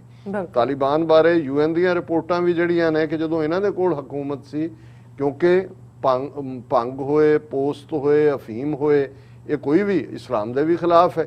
ਸੋ ਉਹਨਾਂ ਨੇ ਰਾਦਰ ਉਸ ਸਾਰੇ ਨੂੰ ਕੱਟ ਕੀਤਾ ਸੀ। ਲੇਕਿਨ ਜਿਨ੍ਹਾਂ ਹਕੂਮਤਾਂ ਨੂੰ ਅਮਰੀਕਾ ਜਾਂ ਭਾਰਤ ਜਾਂ ਇਹ ਪੱਛਮੀ ਤਾਕਤਾਂ ਸਪੋਰਟ ਕਰਦੀਆਂ ਰਹੀਆਂ, ਜਦੋਂ ਉਹਨਾਂ ਦੇ ਕੋਲ ਪਾਵਰ ਆਈ ਤਾਂ 6 ਗੁਣਾ ਜਿਹੜਾ ਜ਼ਿਆਦਾ, ਔਰ ਇਹੀ ਹਾਲ 2001 ਤੋਂ ਹੁਣ 15 ਅਗਸਤ 2021 ਨੂੰ ਤਾਲਿਬਾਨ ਨੇ ਚਾਰਜ ਲਿਆ ਮੁਲਕ ਦਾ, ਇਹਨਾਂ 20 ਸਾਲਾਂ 6 ਗੁਣਾ ਟ੍ਰੇਡ ਵਧਿਆ ਔਰ ਕਿਹਨਾਂ ਦੀਆਂ ਪਾਕਟਸ 'ਚ ਗਿਆ? ਉਹੀ ਵਾਰ ਲॉर्ड्स ਦੀ, ਜਿਹੜਾ ਔਰ ਉਹਨਾਂ ਦੀ ਖੜੀ ਕੀਤੀ ਉਹੀ ਫੌਜ 3 ਲੱਖ ਜਿਹੜੀ ਐਂ ਗਾਇਬ ਹੋ ਗਈ ਜਿਵੇਂ ਗਧੇ ਦੇ ਸਿਰ ਤੋਂ ਸਿੰਘ ਹੁੰਦਾ ਵੀ ਲੱਭੇ ਹੀ ਨਹੀਂ ਕਿ ਵੀ ਕਿੱਥੇ ਗਏ। ਔਰ ਹੁਣ ਚੀਕਾਂ ਮਾਰ ਰਹੇ ਨੇ ਕਿ ਭਾਈ ਇੰਨੇ ਬਿਲੀਅਨ 20 ਬਿਲੀਅਨ ਕਿ ਕਿੰਨੇ ਦੇ ਹਥਿਆਰ, ਜਿਹੜੇ ਲੇਟੈਸਟ ਹਥਿਆਰ, ਇੰਨੇ ਜਿਹੜੀਆਂ ਪਰਸਨਲ ਆਰਮਡ ਕੈਰੀਅਰ, ਬਖਤਰਬੰਦ ਗੱਡੀਆਂ, ਹਵਾਈ ਜਹਾਜ਼, ਅਟੈਕ ਹੈਲੀਕਾਪਟਰ, ਈਵਨ ਡਰੋਨਸ, ਇਹ ਉਹਨਾਂ ਦੇ ਹੱਥ ਲੱਗੇ ਨੇ। ਹੁਣ ਇਸ ਸਾਰੇ ਨੈਰੇਟਿਵ ਨੂੰ ਅੱਜ ਔਰ ਮੋਦੀ ਇੱਕ ਗੱਲ ਦਾ ਜ਼ਰੂਰ ਇਹਨਾਂ ਨੂੰ ਹਿੰਦੂ ਤਵੀਆਂ ਨੂੰ ਕ੍ਰੈਡਿਟ ਦੇਣਾ ਬਣਦਾ ਹੈ ਕਿ ਕਿਸੇ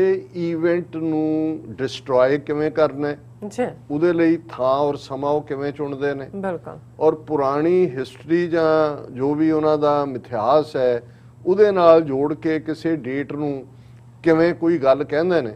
ਔਰ ਇਹਦੇ 'ਚ ਇਹ ਸਾਰੇ ਉਡੀਕ ਰਹੇ ਸੀ। ਔਰ ਜਿਵੇਂ ਅਸੀਂ ਕੱਲ ਵੀ ਡਿਸਕਸ ਕੀਤਾ ਸੀ ਕਿ ਭਾਰਤ ਦਾ ਸਾਬਕਾ ਫੋਰਨ ਮਿਨਿਸਟਰ ਯਸ਼ਵੰਤ ਸਿਨਹਾ ਜਾਂ ਸਾਬਕਾ ਹੀ ਫੋਰਨ ਮਿਨਿਸਟਰ ਨਟਵਰ ਸਿੰਘ ਜਾਂ ਉਹਨਾਂ ਦੇ ਸੀਜ਼ਨ ਡਿਪਲੋਮੈਟ ਇਹ ਕਹਿ ਰਹੇ ਸੀ ਕਿ ਜੀ ਤਾਲਿਬਾਨ ਦੇ ਨਾਲ ਤੁਸੀਂ ਕੱਟ ਆਫ ਨਾ ਕਰੋ, ਆਪਣਾ ਐਂਬੈਸਡਰ ਤੁਸੀਂ ਐਂਬੈਸੀ ਕਿਉਂ ਬੰਦ ਕਰਤੀ, ਭੇਜੋ, ਉਹਨਾਂ ਦੇ ਨਾਲ ਵੀ ਕਰੋ, ਕੱਲ ਨੂੰ ਵਕਤ ਆਏਗਾ ਤੁਹਾਨੂੰ ਜਿਹੜਾ ਉਹਨਾਂ ਨੂੰ ਰੈਕਗਨਾਈਜ਼ ਵੀ ਕਰਨਾ ਪੈ ਸਕਦਾ, ਪਰ ਭਾਵੇਂ ਕਾਹਲੀ ਨਾ ਕਰੋ ਬਟ ਓਪਨ ਦਿਸ। ਇਹ ਮੂਰਖਤਾਪਣਾ ਤੁਸੀਂ ਕੀਤੀ ਹੈ ਕਿ ਤੁਸੀਂ ਸਾਰੇ ਆਂਡੇ ਜਿਹੜੇ ਨੇ ਉਹ ਇੱਕੋ ਟੋਕਰੀ 'ਚ ਰੱਖੇ ਨੇ। ਹੁਣ ਇਹ ਸੀ ਕਿ ਇਸ ਸਾਰੇ ਤੇ ਕੀ ਰਿਸਪੌਂਡ ਕਰੇਗੀ ਮੋਦੀ ਹਕੂਮਤ, ਔਰ ਉਹਨਾਂ ਦਾ ਕਿਉਂਕਿ ਸਰਕਾਰੀ ਤੌਰ ਤੇ ਬਿਲਕੁਲ ਚੁੱਪੀ ਸੀ ਔਰ ਉਹ ਚੁੱਪੀ ਤੋੜੀ ਔਰ ਥਾਂ ਉਹਨੇ ਚੁਣੀ ਉਹ ਚੁੱਪੀ ਤੋੜਨ ਦੇ ਲਈ ਸੋਮਨਾਥ ਮੰਦਿਰ। ਹੁਣ ਜੇ ਅਸੀਂ ਸਾਈਕੋ ਹਿਸਟਰੀ ਵੀ ਦੇਖੀਏ ਤੇ ਹਿਸਟਰੀ ਵੀ ਦੇਖੀਏ, ਹੁਣ ਕੁਝ ਚੀਜ਼ਾਂ ਦਾ ਬਹੁਤ ਡੂੰਘਾ ਸੰਬੰਧ ਹੁੰਦਾ ਹੈ ਜਦੋਂ ਤੁਸੀਂ ਕੋਈ ਗੱਲ ਕਰਦੇ ਹੋ। ਜਿਵੇਂ ਜਦੋਂ ਕਰਤਾਰਪੁਰ ਸਾਹਿਬ ਕੋਰੀਡੋਰ ਇਮਰਾਨ ਖਾਨ ਔਰ ਜਨਰਲ ਬਾਜਵਾ ਉਹਨਾਂ ਦੀ ਪ੍ਰੈਜ਼ੈਂਸ ਦੇ ਵਿੱਚ ਖੋਲ੍ਹਿਆ ਜਾਂਦਾ ਹੈ 9 ਨਵੰਬਰ 2019, ਬੇਸ਼ੱਕ ਉਹ ਵਰਾ ਇੰਪੋਰਟੈਂਟ ਸੀ ਸਿੱਖਾਂ ਲਈ ਕਿਉਂਕਿ ਗੁਰੂ ਨਾਨਕ ਸਾਹਿਬ ਦੇ ਪ੍ਰਕਾਸ਼ ਦਾ ਜਾਂ ਬਰਥ ਐਨੀਵਰਸਰੀ ਦਾ 550 ਸਾਲਾ ਉਹ ਵਰਾ ਸੀ। ਲੇਕਿਨ ਦੂਸਰੇ ਪਾਸੇ ਇਸਲਾਮ ਔਰ ਸਿੱਖੀ ਦੀ ਅਹਿਮੀਅਤ ਲਈ ਇਸ ਲਈ ਇੰਪੋਰਟੈਂਟ ਸੀ ਕਿਉਂਕਿ 9 ਨਵੰਬਰ ਦਾ ਦਿਨ ਜਿਹੜੇ ਪਾਕਿਸਤਾਨ ਦੇ ਨੈਸ਼ਨਲ ਸ਼ਾਇਰ ਅਲਾਮਾ ਇਕਬਾਲ ਜਿਨ੍ਹਾਂ ਨੇ ਇਨਫੈਕਟ ਪਾਕਿਸਤਾਨ ਦਾ ਕਾਨਸੈਪਟ ਦਿੱਤਾ ਉਹਨਾਂ ਦਾ ਜਨਮ ਦਿਨ ਵੀ ਸੀ, ਉਹਨਾਂ ਦੀ ਬਰਥ ਐਨੀਵਰਸਰੀ ਵੀ ਸੀ, ਔਰ ਜਿਨ੍ਹਾਂ ਨੇ ਗੁਰੂ ਨਾਨਕ ਸਾਹਿਬ ਨਾਲ ਸਾਂਝ ਦੀ ਗੱਲ ਕਰਦੇ ਆ ਉਹ ਮਰਦੇ ਕਾਮਿਲ ਕਹਿ ਕੇ ਐਡਰੈਸ ਕੀਤਾ। ਹੁਣ ਇੱਥੋਂ ਅਸੀਂ ਕੀ ਐਕਸਪੈਕਟ ਕਰਦੇ ਸੀ, ਉਹਨਾਂ ਨੇ ਉਹ ਸਥਾਨ ਨੂੰ ਹੀ ਚੁਣਿਆ ਸੋਮਨਾਥ ਮੰਦਿਰ ਨੂੰ। ਔਰ ਇਸ ਗੱਲ ਦਾ ਧਿਆਨ ਰਿਹਾ ਕਿ ਜਦੋਂ ਸੋਮਨਾਥ ਮੰਦਿਰ ਆਂਦਾ ਤੇ ਫਿਰ ਮਹਿਮੂਦ ਗਜ਼ਨਵੀ, ਕਿਉਂਕਿ ਮਹਿਮੂਦ ਗਜ਼ਨਵੀ ਜਿਹੜੇ ਕਿ ਆਲਮੋਸਟ ਜਿਨ੍ਹਾਂ ਦੇ ਨਾਲ ਜਦੋਂ ਅਸੀਂ ਇਹ ਸਾਰਾ ਜੋੜ ਕੇ ਦੇਖਦੇ ਹਾਂ ਕਿ 17 ਹਮਲੇ ਮਹਿਮੂਦ ਗਜ਼ਨਵੀ ਨੇ ਭਾਰਤ ਦੇ ਉੱਤੇ, ਅੱਜ ਦਾ ਭਾਰਤ ਵੀ ਲਫ਼ਜ਼ ਨਹੀਂ ਕਹਿਣਾ ਚਾਹੀਦਾ, ਸਬ ਕੰਟੀਨੈਂਟ ਦੇ ਉੱਤੇ ਕੀਤੇ ਵੱਡਾ ਹਿੱਸਾ। ਔਰ ਉਹ ਹੌਲੀ ਹੌਲੀ ਜੇ ਮੈਂ 17 ਦੀ ਡਿਟੇਲ 'ਚ ਗਿਆ ਤਾਂ ਵਕਤ ਲੱਗੇਗਾ ਕਿ ਉਹ ਕਿਵੇਂ ਉੱਥੋਂ ਉਹ ਜਿਸ ਖਿੱਤੇ 'ਚੋਂ ਆਏ, ਇਹੀ ਰੀਜਨ ਗਜ਼ਨਵੀ ਇਸ ਲਈ ਕਿਉਂਕਿ ਗਜ਼ਨੀ ਸ਼ਹਿਰ ਦੇ ਰਹਿਣ ਵਾਲੇ ਅੱਜ ਵੀ ਜਦੋਂ ਅਸੀਂ ਵੱਡੇ ਸ਼ਹਿਰਾਂ ਦੀ ਗੱਲ ਕਰਦੇ ਆ ਅਫਗਾਨਿਸਤਾਨ ਦੇ, ਤੇ ਉਹਦੇ ਵਿੱਚ ਕਾਬੁਲ ਹੈ, ਕੰਧਾਰ ਹੈ, ਗਜ਼ਨੀ ਹੈ, ਜਲਾਲਾਬਾਦ ਹੈ, ਹੈਰਾਤ ਹੈ, ਉਹਨਾਂ ਦੀ ਗੱਲ ਹੁੰਦੀ ਹੈ। ਸੋ ਗਜ਼ਨੀ ਦਾ ਇਹ ਮਹਿਮੂਦ ਜਿਹੜਾ ਕਿ 971 ਤੋਂ 1030 ਤੱਕ ਉਸ ਨੇ ਰਾਜ ਕੀਤਾ ਹੈ ਉਸ ਖਿੱਤੇ ਤੇ। ਮਾਡਰਨ ਅਫਗਾਨਿਸਤਾਨ ਉਹ ਨਹੀਂ ਸੀ, ਕਿਉਂਕਿ ਜਿਵੇਂ ਅਸੀਂ ਗੱਲ ਕਰਦੇ ਹਾਂ, ਜਿਵੇਂ ਗੁਰੂ ਨਾਨਕ ਸਾਹਿਬ ਦੇ ਪੀਰੀਅਡ 'ਚ ਵੀ ਜਦੋਂ ਉਹਨਾਂ ਨੇ ਐਡਰੈਸ ਕੀਤਾ ਹੈ ਕਿ ਬਾਬਰ ਕਿਵੇਂ ਆਇਆ, ਖੁਰਾਸਾਨ ਖਸਮਾਨਾ ਕੀਆ ਹਿੰਦੁਸਤਾਨ ਡਰਾਇਆ, ਉਦੋਂ ਇਹ ਸਾਰਾ ਖਿੱਤਾ ਜਿਹੜਾ ਹੈ ਇਹ ਖੁਰਾਸਾਨ ਦੇ ਥੱਲੇ ਸੀ। ਔਰ ਇਹ ਮਹਿਮੂਦ ਗਜ਼ਨਵੀ 1025 ਦੇ ਵਿੱਚ ਉਸ ਨੇ 16ਵੇਂ ਹਮਲੇ ਵੇਲੇ ਸੋਮਨਾਥ ਮੰਦਿਰ ਨੂੰ ਡਿਸਟਰੋਏ ਕੀਤਾ। ਹੁਣ ਇਹਦੇ 'ਚ ਮੈਂ ਇੱਕ ਗੱਲ ਹੋਰ ਵੀ ਕਲੀਅਰ ਕਰਨਾ ਚਾਹੁੰਦਾ, ਹਾਲਾਂਕਿ ਸਾਡੇ ਬਹੁਤ ਸਾਰੇ ਜਿਹੜੇ ਪਾਕਿਸਤਾਨੀ ਭੈਣ ਭਰਾ ਵੀ ਨੇ ਜਾਂ ਉਸ ਖਿੱਤੇ ਦਾ ਇਤਿਹਾਸ ਜਿਹੜਾ ਨੇ ਲਿਖਿਆ, ਉਹ ਮਹਿਮੂਦ ਗਜ਼ਨਵੀ ਦੇ ਉੱਤੇ ਖਾਸ ਤੌਰ ਤੇ ਬੁੱਤੋ ਸ਼ਕਨ ਕਹਿ ਕੇ ਪ੍ਰਾਈਡ ਲੈਂਦੇ ਨੇ ਕਿ ਉਹਨੇ ਬੁੱਤ ਤੋੜੇ। ਇਹਦੇ 'ਚ ਵੀ ਕੋਈ ਸ਼ੱਕ ਨਹੀਂ ਹੈ, ਬੁੱਤ ਤੋੜੇ, ਪਰ ਕੀ ਉਹ ਇਸਲਾਮ ਦੇ ਵਾਧੇ ਲਈ ਸਨ? ਹੁਣ ਕੱਲਾ ਇਹ ਨਹੀਂ ਹੈ ਕਿ ਵੀ ਇੱਕ ਤੁਹਾਨੂੰ ਉਸ ਪਾਠ ਦਾ ਸਮਝਣਾ ਪਏਗਾ ਕਿ ਉਹਨਾਂ ਜ਼ਮਾਨਿਆਂ ਦੇ ਇੱਕ ਪਾਸੇ ਤਾਂ ਬ੍ਰਾਹਮਣ ਪੂਰਾ ਪਾਵਰਫੁਲ ਸੀ, ਦੂਸਰੇ ਪਾਸੇ ਜਿਹੜੇ ਰਾਜੇ ਅਮੀਰ ਉਹਨਾਂ ਦੇ ਜਗੀਰਦਾਰ ਔਰ ਵੱਡੇ ਜ਼ਿਮੀਂਦਾਰ ਸੀ, ਉਹ ਵੀ ਆਪਣੀ ਜਿਹੜੀ ਧਨ ਦੌਲਤ ਹੈ ਔਰ ਖਾਸ ਤੌਰ ਤੇ ਸੋਨਾ ਚਾਂਦੀ ਔਰ ਦੂਸਰਾ ਉਹ ਮੰਦਿਰਾਂ ਦੇ ਵਿੱਚ ਹੀ ਸਟੋਰ ਕਰਦੇ ਸੀ।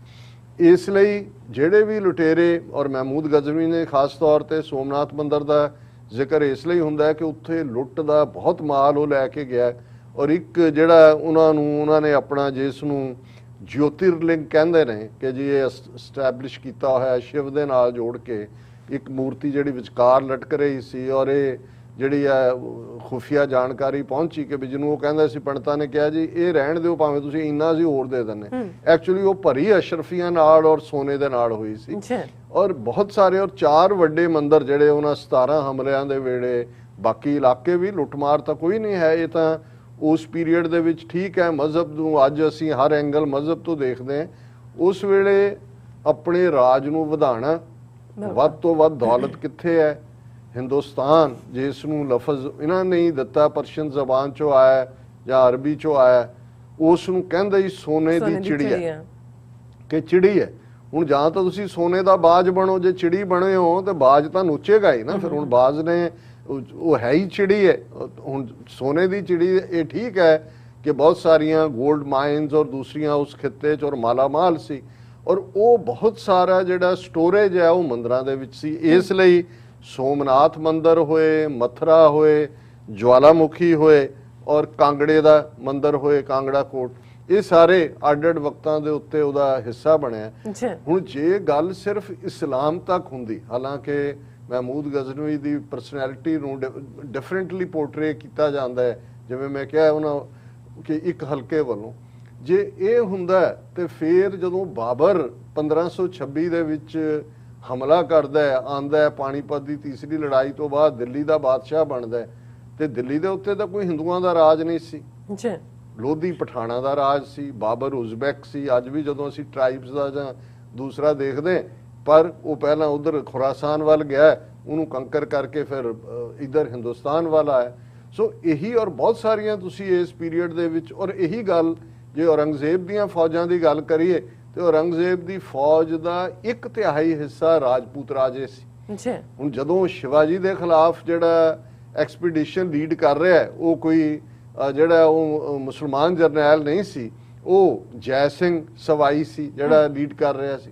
ਇਸੇ ਤਰ੍ਹਾਂ ਜੇ ਸ਼ਿਵਾਜੀ ਦੀਆਂ ਫੌਜਾਂ ਜਿਹੜਾ ਇੱਕ ਮਰਾਠਾ ਹਿੰਦੂ ਸੀ ਜ਼ਾਹਰ ਹੈ, ਉਹਨਾਂ ਦਾ ਕਮਾਂਡਰ ਜਿਹੜਾ ਉਹ ਇੱਕ ਮੁਸਲਮਾਨ ਸੀ। ਈਵਨ ਮਹਾਰਾਣਾ ਪ੍ਰਤਾਪ ਔਰ ਰਾਣਾ ਸਾਂਗਾ, ਜਿਸ ਦੌਰ ਦੀ ਗੱਲ ਹੁੰਦੀ ਅਕਬਰ ਦੀਆਂ ਫੌਜਾਂ ਦੇ ਖਿਲਾਫ, ਹੈਦਰ ਦੀ ਜਿਹੜਾ ਉਹਨੂੰ ਹੈਦਰ ਘਾਟੀ ਦੀ ਲੜਾਈ ਕਹਿੰਦੇ ਨੇ, ਔਰ ਮਹਾਰਾਣਾ ਪ੍ਰਤਾਪ ਦੀ ਜਿਹੜੀ ਫੌਜ ਦਾ ਜਰਨੈਲ ਸੀ ਵੱਡਾ, ਉਹ ਮੁਸਲਮਾਨ ਸੀ।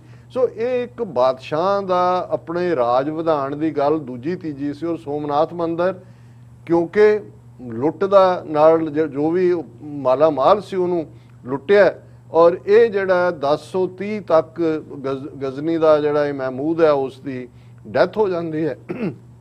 ਔਰ ਇੱਕ ਅੰਦਾਜ਼ਾ ਇਹ ਹੈ ਕਿ ਜਦੋਂ ਉਹਨੇ 16ਵੇਂ ਹਮਲੇ ਵੇਲੇ ਸੋਮਨਾਥ ਮੰਦਿਰ ਨੂੰ ਤਬਾਹ ਕੀਤਾ ਤੇ 2 ਮਿਲੀਅਨ ਦਿਨਾਰ, 20 ਲੱਖ ਦਿਨਾਰ ਜਿਹੜੀ ਹੈ ਉਹ ਤੁਸੀਂ ਅੰਦਾਜ਼ਾ ਲਾ ਲਓ ਕਿ ਉਸ ਪੀਰੀਅਡ ਦੇ ਨਾਲ ਅੱਜ ਦਾ ਉਹ ਲੈ ਕੇ ਗਿਆ। ਔਰ ਇਹ ਫਿਰ ਕਈ ਦਿਨ ਇਹਨਾਂ ਇਹ ਜਿਹੜੇ ਲੁੱਟਣ ਵਾਲੇ ਆਂਦੇ ਸੀ ਇਹਨਾਂ ਦੇ ਊਠਾਂ ਦੇ ਉੱਤੇ, ਗੱਡਿਆਂ ਦੇ ਉੱਤੇ, ਔਰ ਬਾਕੀ ਜਿਹੜਾ ਉਹ ਲੁੱਟ ਦਾ ਮਾਲ ਜਾਂਦਾ ਸੀ, ਔਰ ਕੋਈ ਵੀ ਜਿਹੜਾ ਉਹ ਅੱਗੋਂ ਤਾਂ ਕੋਈ ਕੁਸਕਦਾ ਹੀ ਨਹੀਂ ਸੀ।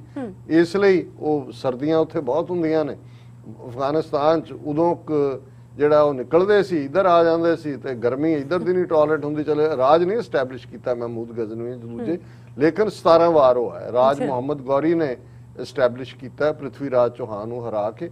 ਔਰ ਮਹਿਮੂਦ ਗਜ਼ਨੀ ਦੇ ਵੇਲੇ ਜਿਹੜੇ ਜਿੱਥੋਂ ਉਹਨੇ ਟੈਰੀਟਰੀ ਫਤਿਹ ਕਰਨੀ ਸ਼ੁਰੂ ਕੀਤੀ ਹੈ ਰਾਜਾ ਜੈਪਾਲ, ਜਿਹੜਾ ਜ਼ਾਹਰ ਹੈ ਇੱਕ ਰਾਜਪੂਤ ਰਾਜਾ ਸੀ, ਉਸ ਦੇ ਨਾਲ। ਪਰ ਹੁਣ ਮੋਦੀ ਨੇ ਕਿਉਂ ਸੋਮਨਾਥ, ਔਰ ਇਸ ਗੱਲ ਦਾ ਧਿਆਨ ਰਿਹਾ ਕਿ ਇਹ ਜਿਹੜਾ ਮੋਦੀ ਹੈ ਸੋਮਨਾਥ ਮੰਦਰ ਟਰਸਟ ਦਾ ਚੇਅਰਮੈਨ ਵੀ ਹੈ।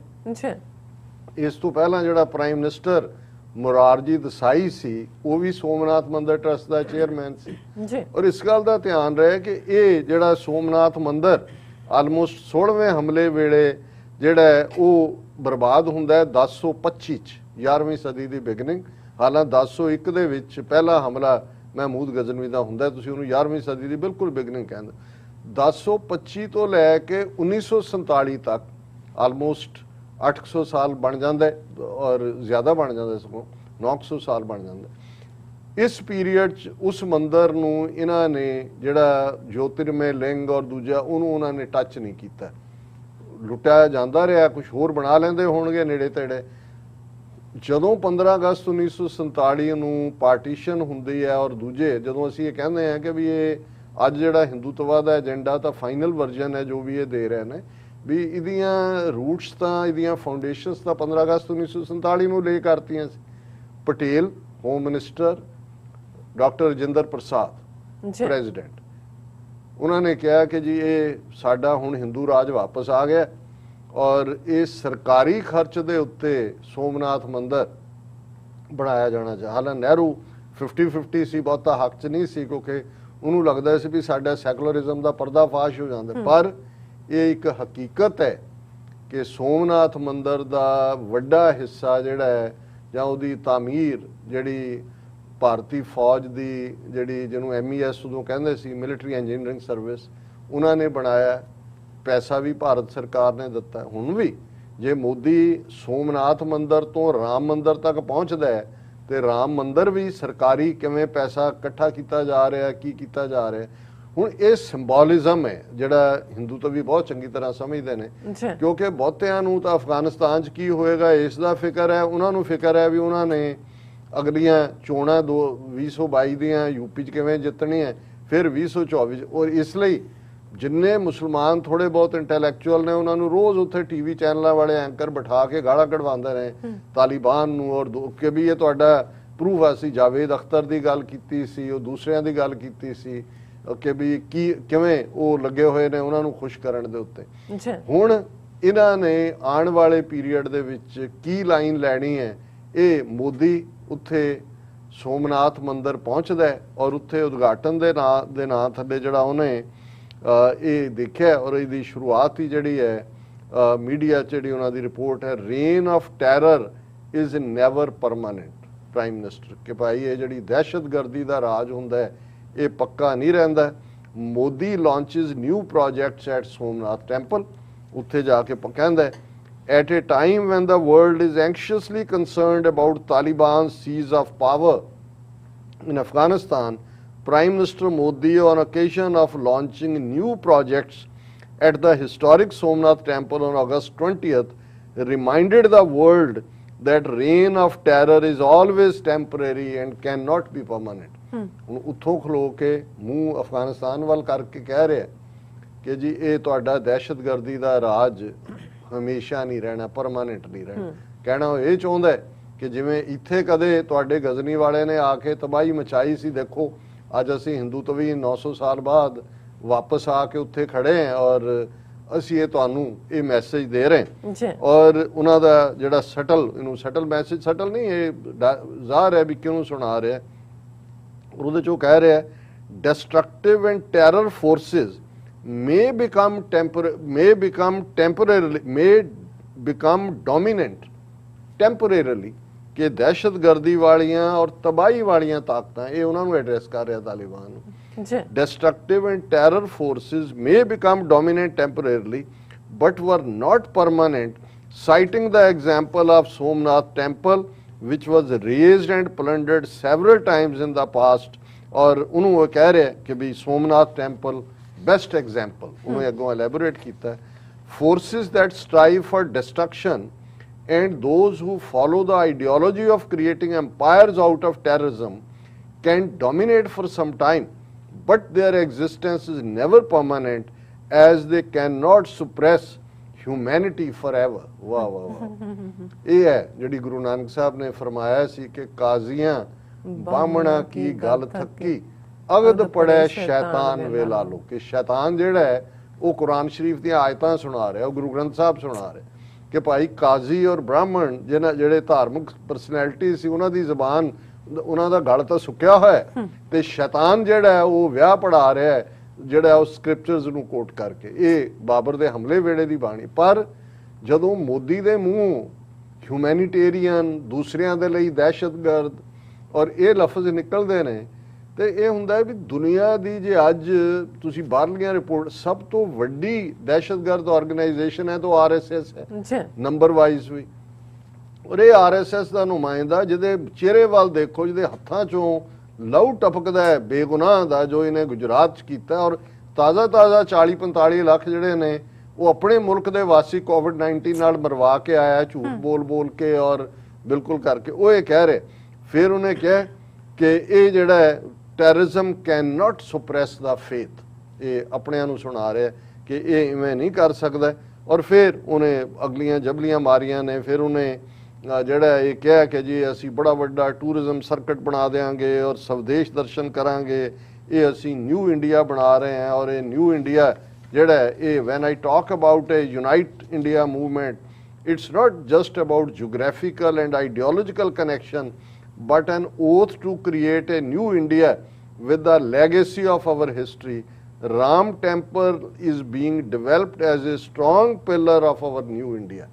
ਇੱਕ ਤਾਂ ਇਹ ਦੱਸ ਰਿਹਾ ਕਿ ਇੰਡੀਆ ਹੁਣ ਹਿੰਦੂ ਤਵੀ ਹੈ, ਸੋਮਨਾਥ ਮੰਦਿਰ 'ਚ ਖਲੋ ਕੇ ਗੱਲ ਕਰ ਰਿਹਾ ਹੈ, ਅਫਗਾਨਿਸਤਾਨ ਦੀ ਤਬਦੀਲੀ ਨੂੰ ਦਹਿਸ਼ਤਗਰਦੀ ਦੇ ਨਾਲ ਹੀ ਸਿਰਫ ਦੇਖ ਰਿਹਾ, ਔਰ ਨਾਲ ਦੀ ਨਾਲ ਇਹ ਕਹਿ ਰਿਹਾ ਕਿ ਦੇਖੋ ਸਾਡੀ ਵਿਲ ਸੋਮਨਾਥ ਟੂ ਰਾਮ ਮੰਦਿਰ। ਔਰ ਇਸ ਸਾਰੇ 'ਚ ਜੇ ਅਸੀਂ ਇਹ ਕਹਿਣਾ ਹੋਏ ਕਿ ਬਈ ਮੁਰਦਾ ਬੋਲਿਆ, ਉਹਨੇ ਕਫਨ ਪਾੜਿਆ, ਪਰ ਮੈਂ ਸਮਝਦਾ ਵੀ ਕਿੰਨੀ ਕੁ ਦੇਰ ਤੁਸੀਂ, ਬਹੁਤ ਵਾਰ ਲੱਗਦਾ ਹੈ ਵੀ ਤੁਸੀਂ ਝੂਠ ਨੂੰ ਵੇਚ ਰਹੇ ਹੋ, ਝੂਠ ਨੂੰ ਪਰੋਸ ਰਹੇ ਹੋ, ਸੱਚ ਨੂੰ ਦਬਾ ਰਹੇ ਹੋ।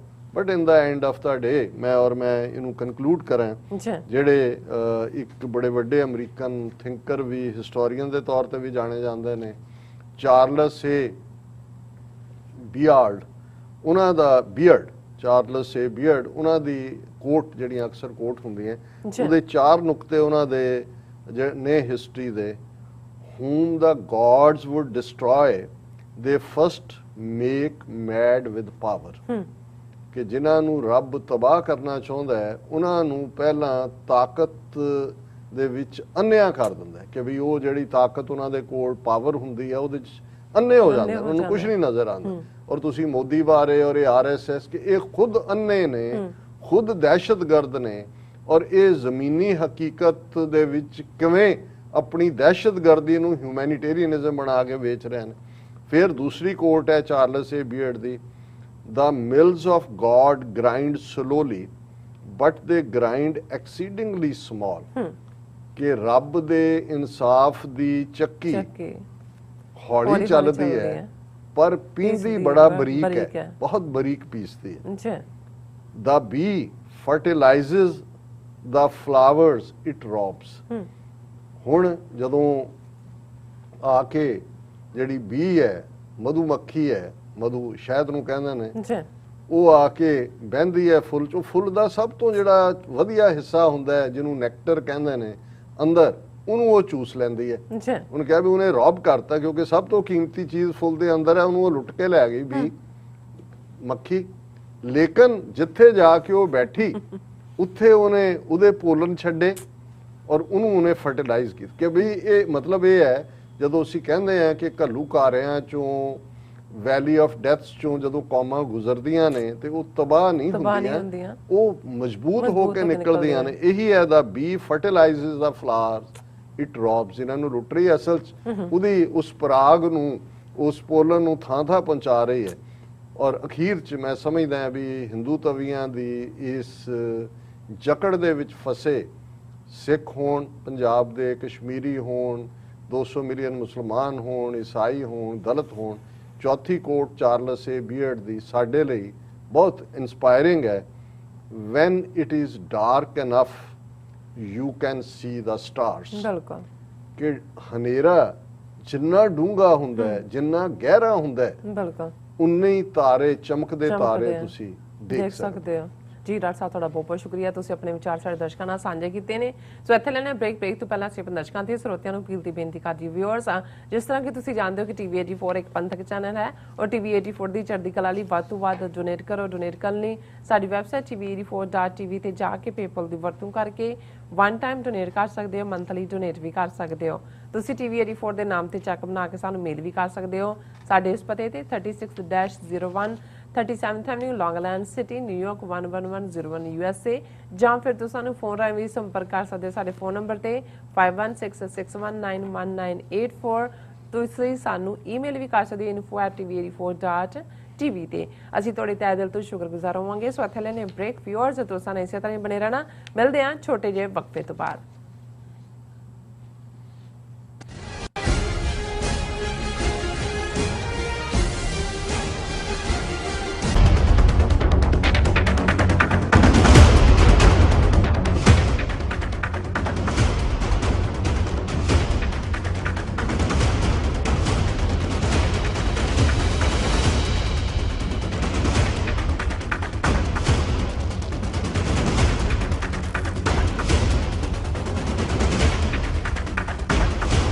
Are you tired of property violations, ECB court hearings wasting your time? AM Expediting Drafting and Design is the solution for your problems. AM Expediting Drafting and Design offers services that range from architectural drawings to expediting services to DOB, FDNY, and other agencies. Or visit their location at 116-15 Myrtle Avenue in Richmond Hill. Call AM Expediting Drafting and Design now at 718-725-0059.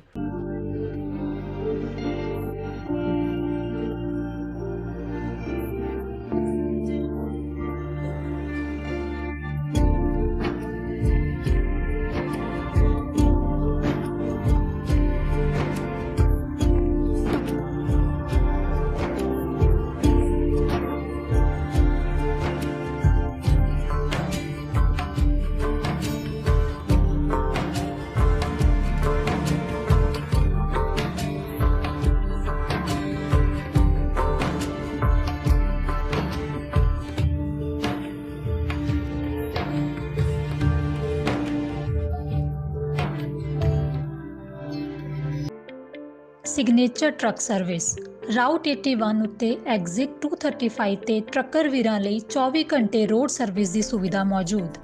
Heavy duty repair, oil change, ਪੁਰਾਣੇ ਅਤੇ ਨਵੇਂ tyre, computer diagnostic, DPF cleaning, brake service ਜਾਂ ਰਸਤੇ ਵਿੱਚ ਆਈ ਹਰ ਤਰ੍ਹਾਂ ਦੀ repair professional team ਵੱਲੋਂ ਕੀਤੀ ਜਾਂਦੀ ਹੈ। ਬ੍ਰੇਕਫਾਸਟ, ਲੰਚ ਅਤੇ ਡਿਨਰ ਲਈ ਪੰਜਾਬੀ ਢਾਬੇ ਦਾ ਆਨੰਦ ਵੀ ਮਾਣੋ। ਡਰਾਈਵਰ ਅਤੇ ਟਰੱਕ ਆਪਰੇਟਰ ਵੀਰ ਡਿਸਪੈਚ ਦੀ ਸਰਵਿਸ ਲਈ ਸਾਡੇ ਨਾਲ ਸੰਪਰਕ ਕਰਨ। Signature truck service 58 triangle drive, Weyers Cave, Virginia 24486।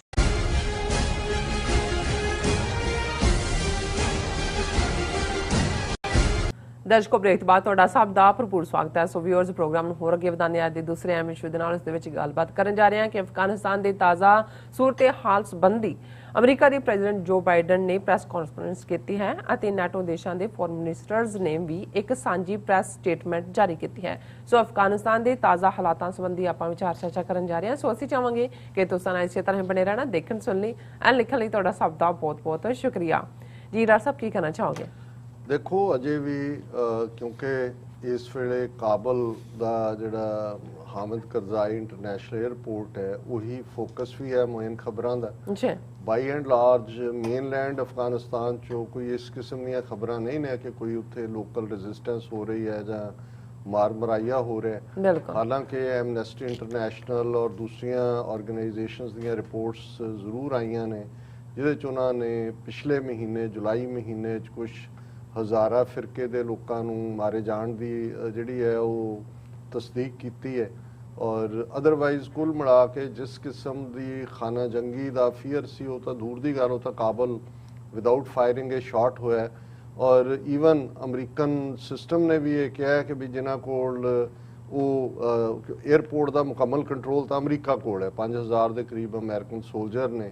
ਔਰ ਇਹ ਵੀ ਸ਼ਾਇਦ ਹੋਏ ਕਿਉਂਕਿ ਕੋਈ ਨੈਗੋਸ਼ੀਏਸ਼ਨ ਕਿਸੇ ਲੈਵਲ ਤੇ ਚੱਲ ਰਹੀ ਹੈ ਕਿ ਜਦੋਂ ਈਵਨ ਸਾਰੇ ਅਮਰੀਕਨ ਐਵੈਕੂਏਟ ਹੋ ਜਾਣ। ਔਰ ਇਹ ਮੈਨੂੰ ਲੱਗਦਾ ਵੀ 31 ਅਗਸਤ ਤੋਂ ਡੇਟ ਭਰੇ ਜਾਏਗੀ ਕਿਉਂਕਿ 10-12 ਹਜ਼ਾਰ ਇਹਨਾਂ ਦੇ ਸਿਟੀਜ਼ ਮੈਕਸਿਮਮ ਜਿਹੜੇ ਨੇ 5 ਤੋਂ 7,000 ਬੰਦੇ ਪਿਛਲੇ 2 ਦਿਨਾਂ ਦੇ ਵਿੱਚ ਉੱਥੋਂ ਨਿਕਲ ਸਕਦੇ ਨੇ ਕਿਉਂਕਿ ਕਿੰਨੀਆਂ ਫਲਾਈਟਸ ਰਾਉਂਡ ਦਾ ਕਲੌਕ ਵੀ ਚੱਲ ਰਹੀਆਂ। ਔਰ ਇਸ ਮਾਮਲੇ 'ਚ ਪਾਕਿਸਤਾਨ ਵੀ ਫੁੱਲੀ ਕੋਆਪਰੇਟ ਕਰ ਰਿਹਾ ਕਿਉਂਕਿ ਕੱਲ੍ਹ ਹੀ ਪਾਕਿਸਤਾਨ ਦੇ ਇੰਟੀਰੀਅਰ ਮਿਨਿਸਟਰ ਸ਼ੇਖ ਰਸ਼ੀਦ ਉਹਨਾਂ ਨੇ ਕਿਹਾ ਸੀ ਕਿ 900 ਦੇ ਕਰੀਬ ਜਿਹੜੇ ਡਿਪਲੋਮੈਟ ਔਰ ਦੂਸਰੇ ਨੇ ਉਹ ਜਿਹੜਾ ਉਹ ਪਾਕਿਸਤਾਨ ਦੇ ਜਿਹੜੇ 에ਅਰਪੋਰਟਸ ਨੇ ਉਹ ਵੀ 24 ਆਵਰ ਉਹਨਾਂ ਨੇ ਖੋਲ੍ਹੇ ਨੇ ਕਿਉਂਕਿ ਪਹਿਲੀ ਗੱਲ ਤਾਂ ਉੱਥੋਂ ਨਿਕਲਣਾ ਹੁਣ ਇਹ ਤਾਂ ਨਹੀਂ ਹੈ ਵੀ ਸਾਰੀਆਂ ਫਲਾਈਟਸ ਅਮਰੀਕਾ ਦੀਆਂ ਅਮਰੀਕਾ ਆਉਣਗੀਆਂ। ਸੋ ਜੇ ਕਾਬਲ ਤੋਂ ਤੁਸੀਂ ਪਾਕਿਸਤਾਨ ਆ ਜਾਂਦੇ ਹੋ, ਰਾਵਲਪਿੰਡੀ ਹੈ ਔਰ ਦੂਸਰੇ ਥਾਵਾਂ ਨੇ ਤੇ ਇਸਲਾਮਾਬਾਦ ਹੈ ਤੇ ਉੱਥੋਂ ਫਿਰ ਭਾਵੇਂ ਵਕਤ ਵੀ ਲੱਗ ਜਾਏ ਕਿਉਂਕਿ ਹੁਣ ਇਹ ਤਾਂ ਨਹੀਂ ਹੈ ਵੀ। ਔਰ ਮੈਨੂੰ ਇੱਕ ਗੱਲ ਦਾ ਹਮੇਸ਼ਾ ਫੀਅਰ ਵੀ ਹੈ ਕਿ ਜਿਸ ਤੇਜ਼ੀ ਨਾਲ ਇਹ ਚੱਲ ਰਿਹਾ ਔਰ ਇੱਕ ਜਹਾਜ਼ ਜਿਹਦੀ ਫੋਟੋ ਬੜੀ ਵਾਇਰਲ ਹੋਈ ਕਿ ਵੀ ਕਿਵੇਂ ਲੋਕ ਇਸ ਤਰ੍ਹਾਂ ਬੈਠੇ ਨੇ ਜਿਵੇਂ ਕੋਈ ਜਲਸਾ ਸੁਣਨ ਬੈਠੇ ਹੋਣ। ਔਰ ਇਹ ਵੀ ਆਇਆ ਵੀ ਉਹਦੀ 400 ਕਿ 500 ਦੀ ਕੈਪੈਸਿਟੀ ਸੀ, 800 ਬੰਦਾ ਬੈਠਾ ਇਹਦਾ ਮਤਲਬ ਉਹ ਲੱਗੇ ਵੀ ਕਿ ਵੀ ਇਹ ਤਾਂ ਉਹਨਾਂ ਦੀਆਂ ਸੀਟਾਂ ਤੇ ਤਾਂ ਬੈਠੇ ਹੀ ਨਹੀਂ ਹੋਏ। ਹੁਣ ਵੱਡੇ ਜਿਹੜੇ ਉਹਨਾਂ ਦੇ ਜਹਾਜ਼ ਨੇ ਜੇ 500 ਦਾ 800 ਬੈਠਾ ਔਰ ਰੱਬ ਨਾ ਕਰੇ ਕੋਈ ਹਾਦਸਾ ਨਾ ਵਾਪਰੇ ਕਿਉਂਕਿ ਇਸ ਵੇਲੇ ਇੱਕ ਪਾਸੇ ਤਾਂ ਪੈਨਿਕ ਹੈ ਜਿਹੜੇ ਪਹਿਲਾਂ ਤਾਂ ਲੋਕਾਂ ਦਾ ਕਾਬਲ 에ਅਰਪੋਰਟ ਤੱਕ ਪਹੁੰਚਣਾ ਇਹ ਵੀ ਸੌਖਾ ਨਹੀਂ ਹੈ। ਹੁਣ ਇਹਦੇ 'ਚ ਵੀ ਕੋਈ ਦੋ ਰਾਵਾਂ ਨਹੀਂ ਨੇ ਕਿ ਕਿਤੇ ਨਾ ਕਿਤੇ ਇਹ ਵੀ ਆ ਰਿਹਾ ਕਿ ਵੀ ਤਾਲਿਬਾਨ ਹੁਣ ਇਹਨਾਂ ਨੇ 20 ਸਾਲ ਰਹਿੰਦਿਆਂ ਉੱਥੇ ਲੇਟੈਸਟ ਟੈਕਨੋਲੋਜੀ ਵਾਲਾ ਸਿਸਟਮ ਕ੍ਰੀਏਟ ਕੀਤਾ। ਬਾਇਓਡਾਟਾ ਲੋਕਾਂ ਦਾ ਲੱਖਾਂ ਦੀ ਗਿਣਤੀ ਦੇ ਵਿੱਚ ਜਿਹਦੇ ਵਿੱਚ ਉਹਨਾਂ ਨੇ ਅੱਖਾਂ ਦੀਆਂ ਪੁਤਲੀਆਂ ਔਰ ਫਿੰਗਰਪ੍ਰਿੰਟਸ ਔਰ ਉਹਨਾਂ ਸਾਰਿਆਂ ਨੂੰ ਹੁਣ ਉਹਨਾਂ ਦੇ ਹੱਥੋਂ ਸਾਰਾ ਕੁਝ ਲੱਗਾ ਹੋਇਆ। ਹੁਣ ਇਹ ਵੀ ਆ ਰਿਹਾ ਵੀ ਉਹਨੂੰ ਸਮਝਣ ਦੀ ਕੋਸ਼ਿਸ਼ ਕਰ ਰਹੇ ਨੇ ਔਰ ਉਹ ਸ਼ਨਾਖਤ ਕਰਨਾ ਚਾਹੁੰਦੇ ਨੇ ਵੀ ਉਹ ਲੋਕ ਜਿਨ੍ਹਾਂ ਨੇ ਅਫਗਾਨਾਂ ਨੂੰ ਮਰਵਾਉਣ ਦੇ ਵਿੱਚ ਦੁਸ਼ਮਣ ਦਾ ਸਾਥ ਦਿੱਤਾ ਉਹਨਾਂ ਨੂੰ ਕੀਤਾ ਜਾਏ। ਉਹਨਾਂ ਚੋਂ ਕੁਝ ਜਿਹੜੇ ਨੇ ਉਹ ਐਸਕੇਪ ਕਰਨ ਦੀ ਕੋਸ਼ਿਸ਼ ਵੀ ਹੋਣਗੇ। ਇਹ ਗੱਲ ਹਾਲਾਂ ਬਾਈਡਨ ਨੇ ਕਹੀ, ਅੱਜ ਉਹਨਾਂ ਦੀ ਪ੍ਰੈਸ ਕਾਨਫਰੰਸ ਅੱਜ ਹੀ ਹੋਈ ਹੈ ਔਰ ਇਸ ਤੇ ਚਰਚਾ ਹੋ ਰਹੀ ਹੈ ਜਿਹਦੇ 'ਚ ਉਹਨਾਂ ਨੇ ਕਿਹਾ ਵੀ ਕੋਈ ਵੀ ਜਿਹੜਾ ਅਮਰੀਕਨ ਪਾਸਪੋਰਟ ਹੋਲਡਰ ਹੈ ਉਹਨੂੰ ਕੋਈ ਦਿੱਕਤ ਨਹੀਂ ਹੈ। ਦੂਸਰਿਆਂ ਲਈ ਜ਼ਰੂਰ ਮੁਸ਼ਕਲ ਆ ਰਹੀ ਹੈ ਪਰ ਮੁਸ਼ਕਲ ਇਹ ਨਹੀਂ ਹੈ ਉਹ ਡਬਲ ਚੈੱਕ ਕਿਉਂਕਿ 에ਅਰਪੋਰਟ ਤੱਕ ਪਹੁੰਚਣ ਤੋਂ ਪਹਿਲਾਂ ਜਿੰਨੀਆਂ ਚੈੱਕ ਪੋਸਟ ਨੇ ਉਹ ਤਾਲਿਬਾਨ ਨੇ ਆਪਣੀ ਹਕੂਮਤ ਜਿਹੜੀ ਹੈ ਉਸ ਦੇ ਥੱਲੇ ਉਹਨਾਂ ਕਿਉਂਕਿ ਉਹਨਾਂ ਦੇ ਕੋਲ ਹੀ ਪਾਵਰ ਆਈ ਹੋਈ ਹੈ ਇੱਕ ਪੰਜਸ਼ੇਰ ਵੈਲੀ ਨੂੰ ਛੱਡ ਕੇ ਬਾਕੀ ਉਹਨਾਂ ਦਾ ਕੰਟਰੋਲ ਹੈ।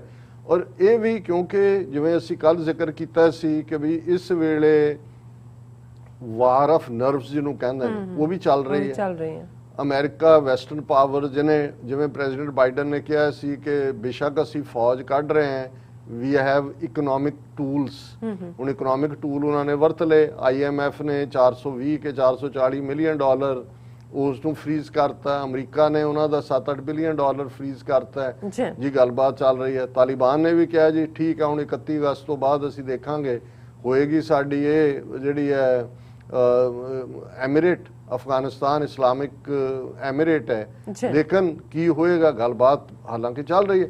ਸੋ ਇਸ ਵੇਲੇ ਇੱਕ ਸਾਈਕੋਲੋਜੀਕਲ ਪ੍ਰੈਸ਼ਰ ਵੀ ਇੱਕ ਦੂਜੇ ਦੇ ਉੱਤੇ ਹੈ, ਧਮਕੀਆਂ ਵੀ ਬਰਾਬਰ ਪੂਰੀਆਂ ਨੇ। ਔਰ ਜੇ ਮੈਂ ਜ਼ਿਕਰ ਕਰਾਂ ਕਿ ਵੀ ਬਹੁਤ ਈਵਨ ਇਹਨਾਂ ਮੁਲਕਾਂ 'ਚ ਵੀ ਥੋੜ੍ਹੀਆਂ ਸੇਨਰ ਆਵਾਜ਼ਾਂ ਰਹਿ ਗਈਆਂ ਨੇ। ਲੱਗਦਾ ਇਹ ਹੈ ਕਿ ਵੀ ਇਸ ਵੇਲੇ ਇਸ ਵਾਰ ਆਫ ਸਾਈਕੋਲੋਜੀਕਲ ਵਾਰਫੇਅਰ ਜਾਂ ਵਾਰ ਆਫ ਨਰਵਸ ਦੇ ਚੱਲਦੇ ਆ ਇਹ ਨਾ ਹੋਏ ਕਿ ਤਾਲਿਬਾਨ ਦੀ ਕੋਈ ਰਗ ਜਿਹੜੀ ਆ ਉਹ ਜ਼ਿਆਦਾ ਹੀ ਫੁੜਕ ਪਏ ਤੇ ਮੁੜ ਕੇ ਗੱਲ ਜਿਹੜੀ ਆ ਉਹ ਬਿਲਕੁਲ ਹੀ ਕਲੈਸ਼ ਵੱਲ ਤੁਰ ਜਾਏ। ਹਾਲਾਂ ਤੱਕ ਉਹ ਬੈਲੈਂਸ ਰੱਖ ਰਹੇ ਨੇ। ਔਰ ਮੈਂ ਪਹਿਲਾਂ ਇੱਕ ਪੋਜ਼ਿਟਿਵਿਟੀ ਤੋਂ ਗੱਲ ਸ਼ੁਰੂ ਕਰਾਂ ਇਸ ਤੋਂ ਪਹਿਲਾਂ ਕਿ ਨੈਟੋ ਫੋਰਨ ਮਿਨਿਸਟਰਸ ਨੇ ਕੀ ਕਿਹਾ ਜਾਂ ਦੂਜਾ ਹੁਣ ਜਿਹੜੇ ਬ੍ਰਿਟਨ ਦੇ ਫੌਜ ਦੇ ਮੁਖੀ ਨੇ ਨਿਕ ਕਾਰਟਰ ਉਹਨਾਂ ਨੇ ਅੱਜ ਕਿਹਾ ਕਿ ਵੀ ਮੈਂ ਤਾਲਿਬਾਨ ਨੂੰ ਦੁਸ਼ਮਣ ਨਹੀਂ ਕਹਿ ਸਕਦਾ ਉਹਨਾਂ ਨੇ ਬਾਕੀ ਵੀ ਦੁਨੀਆ ਆਪਣੇ ਕਿਹਾ ਮੁਲਕਾਂ ਨੂੰ, ਸੰਸਾਰ ਦੇ ਪ੍ਰਮੁੱਖ ਨਾਗਰਿਕਾਂ ਨੂੰ ਕਿ ਉਹ ਤਾਲਿਬਾਨ ਨੂੰ ਅਫਗਾਨਿਸਤਾਨ 'ਚ ਨਵੀਂ ਸਰਕਾਰ ਬਣਾਉਣ ਲਈ ਲੋੜੀਂਦੀ ਜਗ੍ਹਾ ਦੇਵੇ, ਜਿਹਨੂੰ ਕਹਿੰਦੇ ਨੇ give space to them to form a new government. ਉਹਨਾਂ ਨੇ ਕਿਹਾ ਕਿ ਤਾਲਿਬਾਨ ਜਿਹੜੇ ਨੇ ਅਸਲ 'ਚ ਉਹ ਫਾਈਟਰਸ ਆਫ ਦਾ ਨੇਸ਼ਨ ਨੇ। ਜਿਹੜੀ ਗੱਲ ਐਰਿਕ ਮਾਰਗੋਲਿਸ ਨੇ ਕਹੀ ਕਿ ਵੀ ਉਹ ਲੋਕਲ ਧਰਤੀ ਦੇ ਆਪਣੀ ਆਜ਼ਾਦੀ ਲਈ ਲੜਨ ਵਾਲੇ ਨੇ, ਜਿਹੜੇ ਕਿ ਪਸ਼ਤੂਨ ਵਾਲੀ ਕਬੀਲਿਆਂ 'ਚੋਂ ਨੇ। ਫਿਰ ਉਹਨਾਂ ਨੇ ਕਿਹਾ ਵੀ ਜਿਹੜਾ ਨਵੇਂ ਤਾਲਿਬਾਨ ਨੇ, ਕਿਉਂਕਿ ਬਹੁਤ ਸਾਰੇ ਜਦੋਂ ਇੱਕ ਖੌਫ ਜਾਂ ਡਰ ਦੇਖ ਰਹੇ ਨੇ, ਤਾਂ ਉਹ 1996 ਤੋਂ 2001 ਤੱਕ ਵਾਲੀ ਜਿਹੜੀ ਉਹਨਾਂ ਦੀ ਹਕੂਮਤ ਹੈ, ਜਿਹੜੇ 'ਚ ਵਾਕਈ ਜ਼ਿਆਦਤੀਆਂ ਕੀਤੀਆਂ ਉਹਨਾਂ ਨੇ, ਔਰ ਉਹੀ ਪੀਰੀਅਡ ਸੀ। ਔਰ ਅਸੀਂ ਪਹਿਲੇ ਸੈਗਮੈਂਟ 'ਚ ਮਹਿਮੂਦ ਗਜ਼ਨਵੀ ਦੀ ਗੱਲ ਕਰਕੇ ਹਟੇ ਹਾਂ, ਜਿਹਨੂੰ ਅਦਰਵਾਈਜ਼ ਬੁੱਤੋ ਸ਼ਿਕਨ ਕਿਹਾ ਜਾਂਦਾ। ਪਰ ਜੇ ਮਕਸਦ ਬੁੱਤੋ ਸ਼ਿਕਨ ਹੀ ਹੁੰਦਾ ਤੇ ਉਹ ਬਨਿਆਨ ਦੇ ਵਿੱਚ ਜਿਹੜੇ ਬੁੱਧ ਦੇ ਉਹ ਵੱਡੇ ਵੱਡੇ ਬੁੱਤ ਤਾਲਿਬਾਨ ਨੇ ਤੋੜੇ ਸੀ, ਉਹ ਗਜ਼ਨੀ ਨੂੰ ਨਹੀਂ ਨਜ਼ਰ ਆਏ ਸੀ, ਮਹਿਮੂਦ ਗਜ਼ਨੀ ਨੂੰ। ਪਰ ਉਹਨਾਂ ਦੇ ਵਿੱਚ ਕੋਈ ਪੈਸਾ ਤਾਂ ਨਹੀਂ ਸੀ ਲੁਕਿਆ ਹੋਇਆ। ਸੋ ਉਹ ਸੋਮਨਾਥ ਮੰਦਿਰ ਹੋਏ, ਜਵਾਲਾਮੁਖੀ ਦਾ ਮੰਦਿਰ ਹੋਏ, ਕਾਂਗੜੇ ਦਾ ਮੰਦਿਰ ਹੋਏ, ਮਥਰਾ ਦਾ ਮੰਦਿਰ ਹੋਏ, ਇਸ ਲਈ ਕਿ ਉੱਥੇ ਦੌਲਤ ਰੱਖੀ ਹੋਈ ਸੀ, ਬੁੱਤਾਂ ਦੇ ਵਿੱਚ ਅਸ਼ਰਫੀਆਂ ਔਰ ਸੋਨਾ ਭਰਿਆ ਹੋਇਆ ਸੀ। ਨਹੀਂ ਤਾਂ ਗਜ਼ਨੀ ਨੇ ਉਹ ਬਨਿਆਨ ਦੇ ਬੁੱਤ ਨਹੀਂ ਡਿਸਟਰੋਏ ਕੀਤੇ, ਔਰ ਇਹ ਤਾਲਿਬਾਨ ਨੇ ਕੀਤੇ ਉਸ ਪੀਰੀਅਡ 'ਚ 1996 ਔਰ ਦੂਜੇ ਦੇ। ਇਹੀ ਕਾਰਨ ਹੈ ਕਿ ਹੁਣ ਜਿਹੜੀ ਇੱਕ ਸਟੇਟਮੈਂਟ ਯੂਨੈਸਕੋ ਵੱਲੋਂ ਆਈ ਹੈ, ਉਹਨਾਂ ਨੇ ਕਿਹਾ ਕਿ ਭਾਈ ਇਹ ਜਿਹੜਾ ਹੈਰੀਟੇਜ ਹੈ ਇਹਨੂੰ ਤੁਸੀਂ ਨਾ ਬਰਬਾਦ ਕਰਨਾ। ਇਹ ਜਿਹੜੀਆਂ ਵੀ ਚੀਜ਼ਾਂ ਜਿਹੜੀਆਂ ਐਜ਼ ਏ ਹੈਰੀਟੇਜ ਨੈਟੋ ਆਪਣੀ ਥਾਂ ਤੇ ਕਹਿ ਰਹੀ ਹੈ, ਪਰ ਇੱਕ ਸਟੇਟਮੈਂਟ ਜਿਹੜੀ ਮੈਂ UNESCO calls for preservation of Afghanistan's cultural heritage in its diversity. In a statement, UNESCO reminded of deliberate destruction of iconic Bamyan Buddhas, a World Heritage Site in Afghanistan's Bamyan Valley in 2001.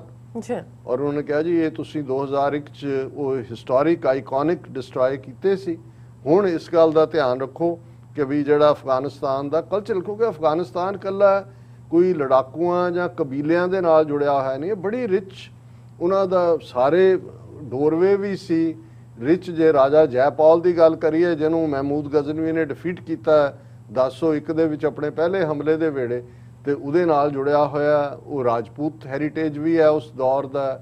ਉਸੇ ਧਰਤੀ ਦੇ ਉੱਤੇ ਜਦੋਂ ਅਸੀਂ ਗੱਲ ਕਰਦੇ ਹਾਂ ਸਾਂਝੀ ਧਰਤੀ ਦੀ, ਗੁਰੂ ਨਾਨਕ ਸਾਹਿਬ 550 ਸਾਲ ਪਹਿਲਾਂ ਜਾਂਦੇ ਨੇ, ਕਾਬੁਲ, ਜਲਾਲਾਬਾਦ, ਗਜ਼ਨੀ, ਇਤਿਹਾਸਕਤਾ ਵੀ ਜੁੜੀ ਹੋਈ ਹੈ। ਔਰ ਉਸ ਤੋਂ ਪਹਿਲਾਂ ਵੀ ਜਿਹੜੇ ਮੂਲ ਕਬੀਲ, ਕਿਉਂਕਿ ਇਸਲਾਮ 1400 ਸਾਲ ਪਹਿਲਾਂ ਆਇਆ, 1400 ਸਾਲ ਪਹਿਲਾਂ, ਉਸ ਤੋਂ ਪਹਿਲਾਂ ਇਹ ਸਾਰਾ ਖਿੱਤਾ ਬੁੱਧ ਧਰਮ ਦੇ ਵਿੱਚ ਸੀ। ਸੋ ਬੁੱਧ ਪੀਰੀਅਡ ਦੇ ਪਾਕਿਸਤਾਨ ਦੇ ਵਿੱਚ ਵੀ ਜਦੋਂ ਅਸੀਂ ਤਕਸ਼ਲਾ ਦੀ ਗੱਲ ਕਰਦੇ ਹਾਂ ਔਰ ਸਾਰੀ ਉਸ ਸਿਵਲਾਈਜੇਸ਼ਨ ਦੀ, ਪਾਕਿਸਤਾਨ ਵਾਈਜ਼ਲੀ ਉਸ ਸਾਰੇ ਹੈਰੀਟੇਜ ਨੂੰ, ਭਾਵੇਂ ਬੁੱਧਿਸਟ ਸਾਈਟਸ ਦਾ ਜਾਂ ਸਿੱਖ ਧਰਮ ਦੇ ਨਾਲ ਸੰਬੰਧਿਤ ਹੈ, ਉਹਨੂੰ ਪ੍ਰੀਜ਼ਰਵ ਕਰ ਰਿਹਾ। ਜੋ ਅਫਗਾਨਿਸਤਾਨ ਦੇ ਲਈ ਵੀ ਕੱਲ ਨੂੰ ਜੇ ਉਹਨਾਂ ਦੇ ਜਿਹੜੇ ਐਸੈਟ ਬਣ ਸਕਦੇ ਨੇ ਦੁਨੀਆ ਦੇ ਵਿੱਚ, ਅੱਜ ਇਕਨੋਮੀ ਲਈ ਇੱਕ ਵੱਡਾ ਹਿੱਸਾ ਟੂਰਿਜ਼ਮ ਦਾ ਹੁੰਦਾ, ਔਰ ਅਫਗਾਨਿਸਤਾਨ ਬਹੁਤ ਰਿਚ ਹੈ ਕਲਚਰਲ ਹੈਰੀਟੇਜ ਲਈ। ਔਰ ਅਸੀਂ ਯੂਨੈਸਕੋ ਦੀ ਸਟੇਟਮੈਂਟ ਦੀ ਮੁਕੰਮਲ ਹਮਾਇਤ ਕਰਦੇ ਹਾਂ ਕਿ ਭਾਈ ਇਹ ਗਲਤੀ ਉਹਨਾਂ ਨੂੰ ਜੋ ਉਹਨਾਂ ਨੇ ਬੁੱਧਾ ਦੇ ਬੁੱਤ ਤੋੜ ਕੇ ਕੀਤੀ, ਇਹ ਦੁਹਰਾਣੀ ਨਹੀਂ ਚਾਹੀਦੀ। ਔਰ ਇਹੀ ਗੱਲ ਜਿਹੜੇ ਜਦੋਂ ਨਿਕ ਕਾਰਟਰ ਕਹਿੰਦੇ ਨੇ ਕਿ ਇਹ ਜਿਹੜੇ ਨੇ ਕਿ ਨਵਾਂ ਤਾਲਿਬਾਨ ਇਹ ਪਹਿਲਿਆਂ ਨਾਲੋਂ ਵੱਖਰੇ ਨੇ, ਔਰ ਇਹ ਚੀਫ ਆਫ ਡਿਫੈਂਸ ਸਟਾਫ ਨੇ ਨਿਕ ਕਾਰਟਰ, ਉਹਨਾਂ ਨੇ ਇਹ ਵੀ ਕਿਹਾ ਕਿ ਉਹ ਹਾਮਿਦ ਕਰਜ਼ਾਈ ਦੇ ਸੰਪਰਕ 'ਚ ਨੇ ਔਰ ਉਹ ਤਾਲਿਬਾਨ ਦੇ ਨਾਲ ਜਿਹੜਾ ਉਹ ਮੁਲਾਕਾਤ ਵੀ ਕਰਨਗੇ। ਉਹਨਾਂ ਨੇ ਕਿਹਾ ਵੀ ਸਾਨੂੰ ਧੀਰਜ ਰੱਖਣਾ ਪਏਗਾ ਕਿ ਪੇਸ਼ੈਂਸ, ਔਰ ਉਹਨਾਂ ਨੂੰ ਸਰਕਾਰ ਬਣਾਉਣ ਲਈ ਜਗ੍ਹਾ ਦੇਣੀ ਪਏਗੀ, ਮਤਲਬ ਸਪੇਸ ਦਿਓ ਉਹਨਾਂ ਨੂੰ। ਔਰ ਇਹ ਜਿਹੜਾ ਉਹਨਾਂ ਨੇ ਕਿਹਾ ਕਿ ਮੇਰਾ ਮੰਨਣਾ ਹੈ ਕਿ ਤਾਲਿਬਾਨੀਆਂ ਲਈ ਦੁਸ਼ਮਣ ਸ਼ਬਦ ਦੀ ਵਰਤੋਂ ਕਰਦੇ ਸਮੇਂ ਤੁਹਾਨੂੰ ਬਹੁਤ ਸਾਵਧਾਨ ਹੋਣਾ ਚਾਹੀਦਾ ਹੈ। ਲੋਕ ਸਮਝਣਾ ਚਾਹੁੰਦੇ ਨੇ ਕਿ ਤਾਲਿਬਾਨ ਕੌਣ ਨੇ, ਔਰ ਇਹਦੇ 'ਚ ਵੀ ਕੋਈ ਸ਼ੱਕ ਨਹੀਂ ਕਿ ਤਾਲਿਬਾਨ ਹੁਣ ਪਹਿਲਿਆਂ ਨਾਲੋਂ ਇੱਕ ਵੱਖਰੀ ਸੋਚ ਰੱਖਦੇ ਨੇ। ਸੋ ਇੱਕ ਬ੍ਰਿਟਨ ਦੇ ਫੌਜੀ ਚੀਫ ਦਾ ਇਹ ਕਹਿਣਾ, ਔਰ ਮੈਂ ਇਹ ਸਮਝਦਾ ਵੀ ਅਮਰੀਕਨ ਤਾਂ ਵਿਚਾਰੇ ਇਹ ਕਾਊਬॉय ਹੀ ਨੇ, ਇਹਨਾਂ ਨੂੰ ਵਰਲਡ ਪੋਲਿਟਿਕਸ ਜਾਂ ਖਿੱਤੇ ਦਾ ਨਹੀਂ ਪਤਾ ਹੈ। ਬਿਹਤਰ ਹੋਏ ਬਾਈਡਨ ਕੇ ਬ੍ਰਿਟਨ ਵਾਲਿਆਂ ਨੂੰ ਕਹੇ ਜੀ ਤੁਸੀਂ ਡੀਲ ਕਰੋ। ਉਹਨਾਂ ਨੇ ਸਭ ਤੋਂ ਘੱਟ ਆਪਣੇ ਫੌਜੀ ਮਰਵਾ, ਉਹਨਾਂ ਨੂੰ ਪਤਾ ਹੈ ਡੀਲ ਕਿੱਥੇ ਕਰਨੀ ਹੈ, ਕਿਉਂਕਿ ਉਸ ਖਿੱਤੇ ਨੂੰ ਸਮਝਦੇ ਵੀ ਨੇ। ਔਰ ਇਸੇ ਬਾਰੇ ਜਦੋਂ ਅਸੀਂ ਵਿੰਸਟਨ ਚਰਚਲ ਦੀ ਗੱਲ ਕਰਦੇ ਹਾਂ, ਇੱਕ ਸਿਆਣਾ ਬੰਦਾ ਦੁਨੀਆ ਦਾ ਜਿਹਨੇ ਵਰਲਡ ਹਿਸਟਰੀ ਵੀ ਲਿਖੀ, ਕੱਲਾ ਚਰਚਲ ਕੋਈ ਇਹੀ ਨਹੀਂ ਕਿ ਅਲਾਈਡ ਫੋਰਸਿਸ ਦਾ ਲੀਡਰ ਸੀ, ਵਰਲਡ ਹਿਸਟਰੀ ਉਹਨੇ ਲਿਖੀ ਹੈ ਔਰ ਨੋਬਲ ਪ੍ਰਾਈਜ਼ ਉਹਨੂੰ ਲਿਟਰੇਚਰ ਦੇ ਵਿੱਚ ਮਿਲਿਆ ਹੋਇਆ। ਇਹ ਬਹੁਤ ਘੱਟ ਲੋਕਾਂ ਨੂੰ ਇਸ ਦਾ ਇਲਮ ਹੈ। ਔਰ ਜਦੋਂ ਉਹਨੇ ਪਸ਼ਤੂਨ ਔਰ ਅਫਗਾਨ ਲੋਕਾਂ ਦੀ ਗੱਲ ਕੀਤੀ ਸੀ ਤਾਂ ਉਹਨੇ ਕਿਹਾ ਸੀ they are fearlessly independent people, fearlessly independent, ਕਿ ਉਹ ਆਪਣੀ ਖੁਦ ਮੁਖਤਾਰੀ ਆਪਣੀ ਆਜ਼ਾਦੀ ਨਾਲ ਸਮਝੌਤਾ ਨਹੀਂ ਕਰਦੇ। ਸੋ ਚੰਗਾ ਹੋਏਗਾ ਵੀ ਅਮਰੀਕਨ ਤਾਂ ਵਿਚਾਰੇ ਸਾਬਤ ਹੋ ਗਿਆ ਕਿ ਇਹਨਾਂ ਨੂੰ ਪਤਾ ਹੀ ਨਹੀਂ ਹੈ ਵੀ ਗਰਾਊਂਡ ਦੇ ਉੱਤੇ ਕੀ ਹੋ ਰਿਹਾ, ਇੰਨਾ ਖਰਚ ਇੰਨਾ ਕਰਕੇ ਵੀ ਜਿਹੜਾ। ਔਰ ਇਹਦੇ ਤੇ ਅੱਜ Biden pledges to Americans in Afghanistan we will get you home, ਜਿਹੜੀ ਅੱਜ ਉਹਨਾਂ ਨੇ ਪ੍ਰੈਸ ਕਾਨਫਰੰਸ ਕੀਤੀ ਵਾਈਟ ਹਾਊਸ ਦੇ ਵਿੱਚ।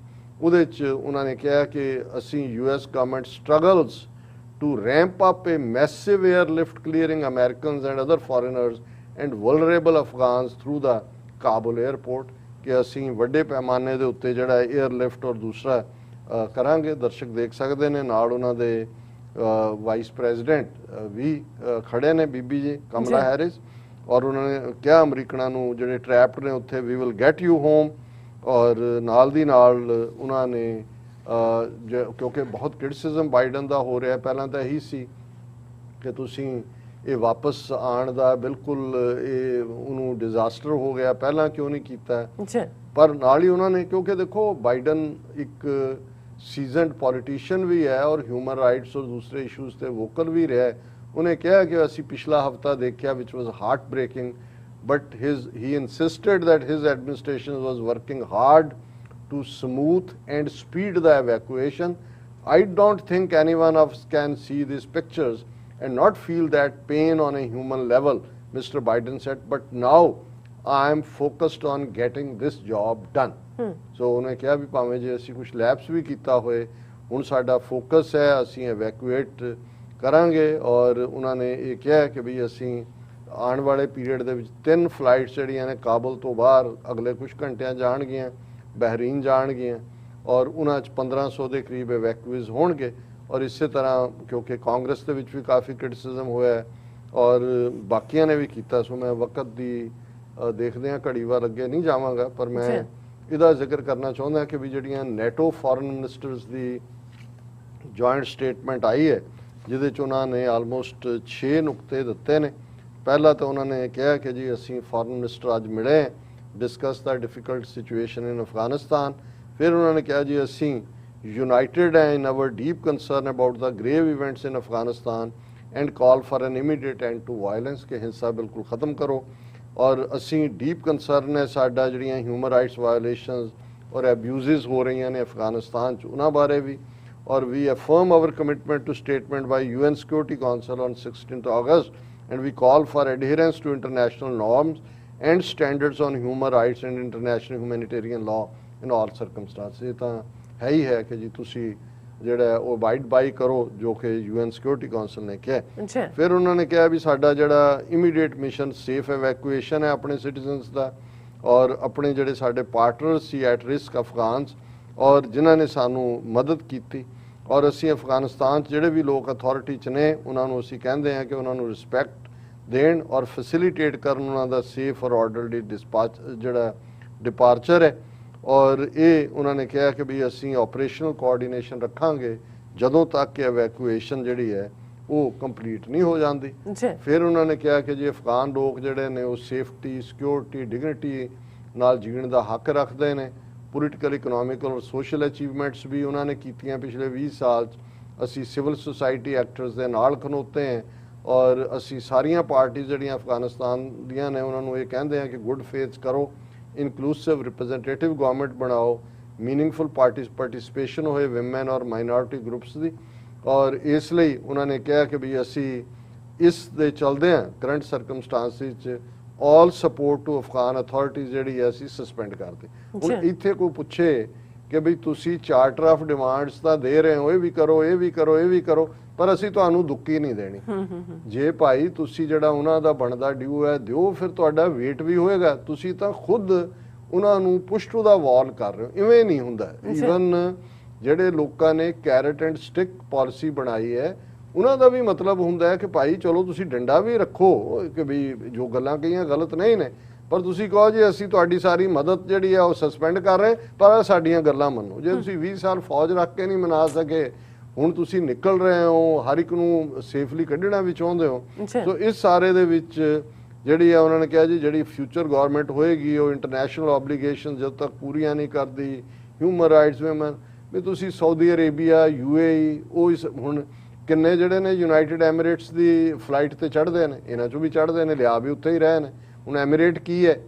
ਜੇ ਉਹ ਕਹਿੰਦੇ ਨੇ ਕਿ ਵੀ ਅਸੀਂ ਇਸਲਾਮਿਕ ਐਮੀਰੇਟ ਆਫ ਅਫਗਾਨਿਸਤਾਨ ਬਣਾਉਣਾ ਹੈ, UAE ਜਾਂ ਸਾਊਦੀ ਅਰੇਬੀਆ ਨਹੀਂ ਹੈਗਾ। ਸਾਊਦੀ ਅਰੇਬੀਆ 'ਚ ਡੈਮੋਕ੍ਰੇਸੀ ਹੈ, ਉੱਥੇ ਕੋਈ ਵੋਟਾਂ ਪੈਂਦੀਆਂ ਨੇ। ਸੋ ਮਤਲਬ ਇਹ ਹੈ ਕਿ ਵੀ ਇਹ ਮੈਂ ਸਮਝਦਾ ਵੀ ਇਹ ਜ਼ਿਆਦਾ ਗੱਲ ਬਜਾਏ ਕਿ ਹੱਲ ਅਸੀਂ ਚਾਹੁੰਦੇ ਹਾਂ ਹਰ ਕੋਈ ਸੇਫ ਹੋਏ, ਨਾ ਵਾਇਲੈਂਸ ਹੋਏ, ਪਰ ਜੋ ਇਹਨਾਂ ਨੇ ਲਾਈਨ ਲਈ ਹੋਈ ਹੈ ਉਹਨਾਂ ਨੇ ਨਾਲ ਦੀ ਫਿਰ ਕਿਹਾ ਜੀ ਪਿਛਲੇ 20 ਸਾਲਾਂ 'ਚ ਅਸੀਂ ਬਹੁਤ ਕਾਮਯਾਬੀ ਨਾਲ ਕਿਹਾ ਕਿ ਦਹਿਸ਼ਤਗਰਦੀ ਦਾ ਅੱਡਾ ਨਾ ਬਣੇ। ਹੁਣ ਅੱਗੇ ਤੋਂ we will not allow any terrorist to threaten us. ਇਹ ਗਿੱਦੜ ਭਪਕੀਆਂ ਨੇ। We will remain committed to fighting terrorism with determine. ਬਿਲਕੁਲ ਲੜਨਾ ਚਾਹੀਦਾ, ਤੁਸੀਂ ਆਪਣੀ ਧਰਤੀ ਤੇ ਵੀ ਲੜੋ, ਬਾਹਰ ਵੀ ਲੜੋ, ਇਹਦੇ 'ਚ ਕੋਈ ਉਹਨੂੰ ਕੌਣ ਦੁਨੀਆ ਚਾਹੁੰਦੀ ਹੈ ਕਿ ਵੀ ਦਹਿਸ਼ਤਗਰਦੀ ਹੋਏ। ਅਖੀਰ 'ਚ ਉਹਨਾਂ ਨੇ ਕਿਹਾ ਕਿ ਜੇ ਅਸੀਂ ਉਹਨਾਂ ਸਾਰਿਆਂ ਦੀਆਂ ਸਰਵਿਸਿਜ਼ ਆਨਰ ਕਰਦੇ ਹਾਂ ਜਿਨ੍ਹਾਂ ਨੇ 20 ਸਾਲਾਂ 'ਚ ਬੈਟਰ ਫਿਊਚਰ ਲਈ ਕੀਤਾ, ਇਹ ਉਹਨਾਂ ਨੂੰ ਕਹਿ ਰਹੇ ਨੇ ਜੀ ਜਿਨ੍ਹਾਂ ਨੂੰ ਹੁਣ ਇਹਨੇ ਛੱਡ ਕੇ ਆਏ ਨੇ। ਵੈਸੇ ਅਸ਼ਰਫ ਗਨੀ ਦੀ ਵੀ ਤਾਰੀਫ ਕਰ ਦਿੰਦੇ ਕਿ ਭਾਈ ਚੱਲ ਤੂੰ ਕੋਈ ਨਹੀਂ ਭੱਜਿਆ, ਪਰ ਨਾਲ $200 ਮਿਲੀਅਨ ਵੀ ਲੈ ਗਏ, ਤੇ ਉਹਦਾ ਹਿਸਾਬ ਵੀ ਪੁੱਛ ਲੈਂਦੇ ਕਿ ਵੀ ਜਿਹੜਾ ਹੁਣ ਕਹਿੰਦੇ ਨੇ ਅਸੀਂ 2 ਟ੍ਰਿਲੀਅਨ ਕਿ 3 ਟ੍ਰਿਲੀਅਨ ਲਾਇਆ, ਵੀ ਦਿੱਤਾ ਕਿਹਨੂੰ, ਖਾਧਾ ਕਿਹਨੂੰ। ਸੋ ਅਸੀਂ ਸਮਝਦੇ ਹਾਂ ਵੀ ਇਸ ਵੇਲੇ ਬਹੁਤ ਵਾਰ ਜੇ ਮੈਂ ਦੁਨੀਆ ਦੀ ਪੋਲਿਟਿਕਸ ਵੱਲ ਵੀ ਨਜ਼ਰ ਮਾਰਦਾ ਤੇ ਮਿਜਟ ਕਿਸਮ ਦੇ ਲੋਕ ਤੁਸੀਂ ਇਨ ਦਾ ਸੈਂਟਰ ਆਫ ਪਾਵਰ ਦੇਖ ਰਹੇ ਹੋ। ਕੋਈ ਵੱਡਾ, ਕੋਈ ਰੂਜ਼ਾਵੈਲਟ, ਕੋਈ ਚਰਚਲ, ਕੋਈ ਉਸ ਲੈਵਲ ਦੇ ਲੋਕ ਜਿਨ੍ਹਾਂ ਨੇ ਈਵਨ ਜੇ ਸੋਵੀਅਤ ਯੂਨੀਅਨ 'ਚ ਵੀ ਮੈਂ ਸਮਝਦਾ ਵੀ ਗੋਰਬਾਚੋਫ ਨਾ ਹੁੰਦਾ ਜਦੋਂ ਇਹ ਡਿਸਇੰਟੀਗ੍ਰੇਟ ਹੋਇਆ ਤੇ ਖੂਨ ਦੀਆਂ ਨਦੀਆਂ ਵਗਣੀਆਂ ਸੀ ਰਸ਼, ਪਰ ਸਿਆਣਾ ਲੀਡਰ ਉਹੀ ਹੁੰਦਾ, ਉਹਨੂੰ ਨਜ਼ਰ ਆ ਰਿਹਾ ਕਿ ਭਾਈ ਜਾ ਰਿਹਾ, ਉਹਨੇ ਕਿਹਾ ਜੀ ਠੀਕ ਹੈ 15 ਸੂਬੇ ਉਹਨੇ ਅੱਡ ਹੋ ਰਹਿਣ ਦਿੱਤੇ। ਸੋ ਇਹ ਜਿਵੇਂ ਬਿਹੇਵ ਕਰ ਰਹੇ ਨੇ ਨੈਟੋ ਵੀ, ਔਰ ਈਵਨ ਚਲੋ ਬਾਈਡਨ ਹਾਲ ਦੀ ਘੜੀ ਮੈਂ ਸਮਝਦਾ ਵੀ he is trying to keep a balance. Lot of pressure ਵੀ ਹੈ ਬਾਈਡਨ ਤੇ, ਕਿਉਂਕਿ ਜਿਹੜੇ ਰਾਈਟ ਵਿੰਗਰ ਜਾਂ ਦੂਜੇ ਨੇ ਉਹਨਾਂ ਨੂੰ ਲੱਗਦਾ ਇਹ ਮੌਕਾ ਬਣਿਆ। ਹਾਲਾਂਕਿ ਜਿਹੜਾ ਸਮਝੌਤਾ ਕੀਤਾ ਉਹ ਬਾਈਡਨ ਨੇ ਤਾਂ ਨਹੀਂ ਕੀਤਾ, ਉਹ ਟਰੰਪ ਨੇ ਕੀਤਾ। ਅਸੀਂ ਸਮਝਦੇ ਵੀ ਟਰੰਪ ਨੇ ਵੀ ਠੀਕ ਕੀਤਾ, ਅਲਟੀਮੇਟਲੀ ਇਹਨਾਂ ਨੂੰ ਨਿਕਲਣਾ ਪੈਣਾ ਸੀ। ਜੋ ਬਾਈਡਨ ਕਰ ਰਿਹਾ ਉਹ ਵੀ ਠੀਕ ਹੈ, ਲੇਕਿਨ ਜ਼ਾਹਰ ਹੈ ਹਿਊਮੈਨਿਟੇਰੀਅਨ ਕ੍ਰਾਈਸਿਸ ਨੂੰ ਲੈ ਕੇ ਚਿੰਤਤ ਹੋਣਾ ਅਸੀਂ ਵੀ ਉਵੇਂ ਹੀ ਫਿਕਰਮੰਦ ਹਾਂ। ਜੀ ਡਾਕਟਰ ਸਾਹਿਬ ਤੁਹਾਡਾ ਬਹੁਤ ਬਹੁਤ ਧੰਨਵਾਦ। ਸੋ ਇੱਥੇ ਲੈਣੇ ਬ੍ਰੇਕ। ਵਿਊਅਰਸ ਤੁਸੀਂ ਨਾਲ ਇਸੇ ਤਰ੍ਹਾਂ ਬਣੇ ਰਹਿਣਾ, ਮਿਲਦੇ ਹਾਂ ਛੋਟੇ ਜਿਹੇ ਵਕਫੇ ਤੋਂ ਬਾਅਦ।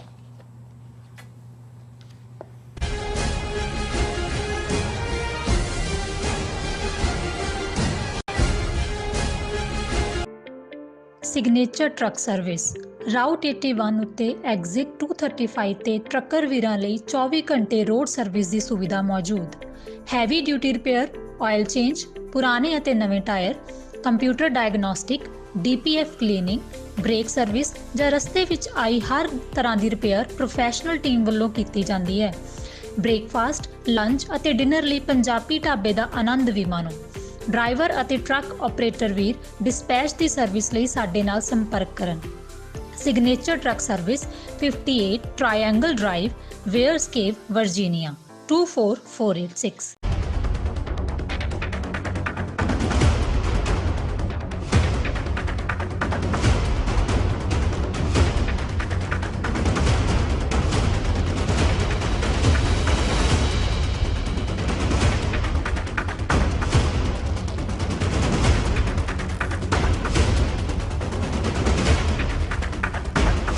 ਕੀ ਤੁਹਾਨੂੰ 30, 40 ਜਾਂ 50 ਦਿਨ ਵੇਟ ਕਰਨੀ ਪੈ ਰਹੀ ਹੈ ਤੁਹਾਡੇ ਚੈੱਕ ਲਈ?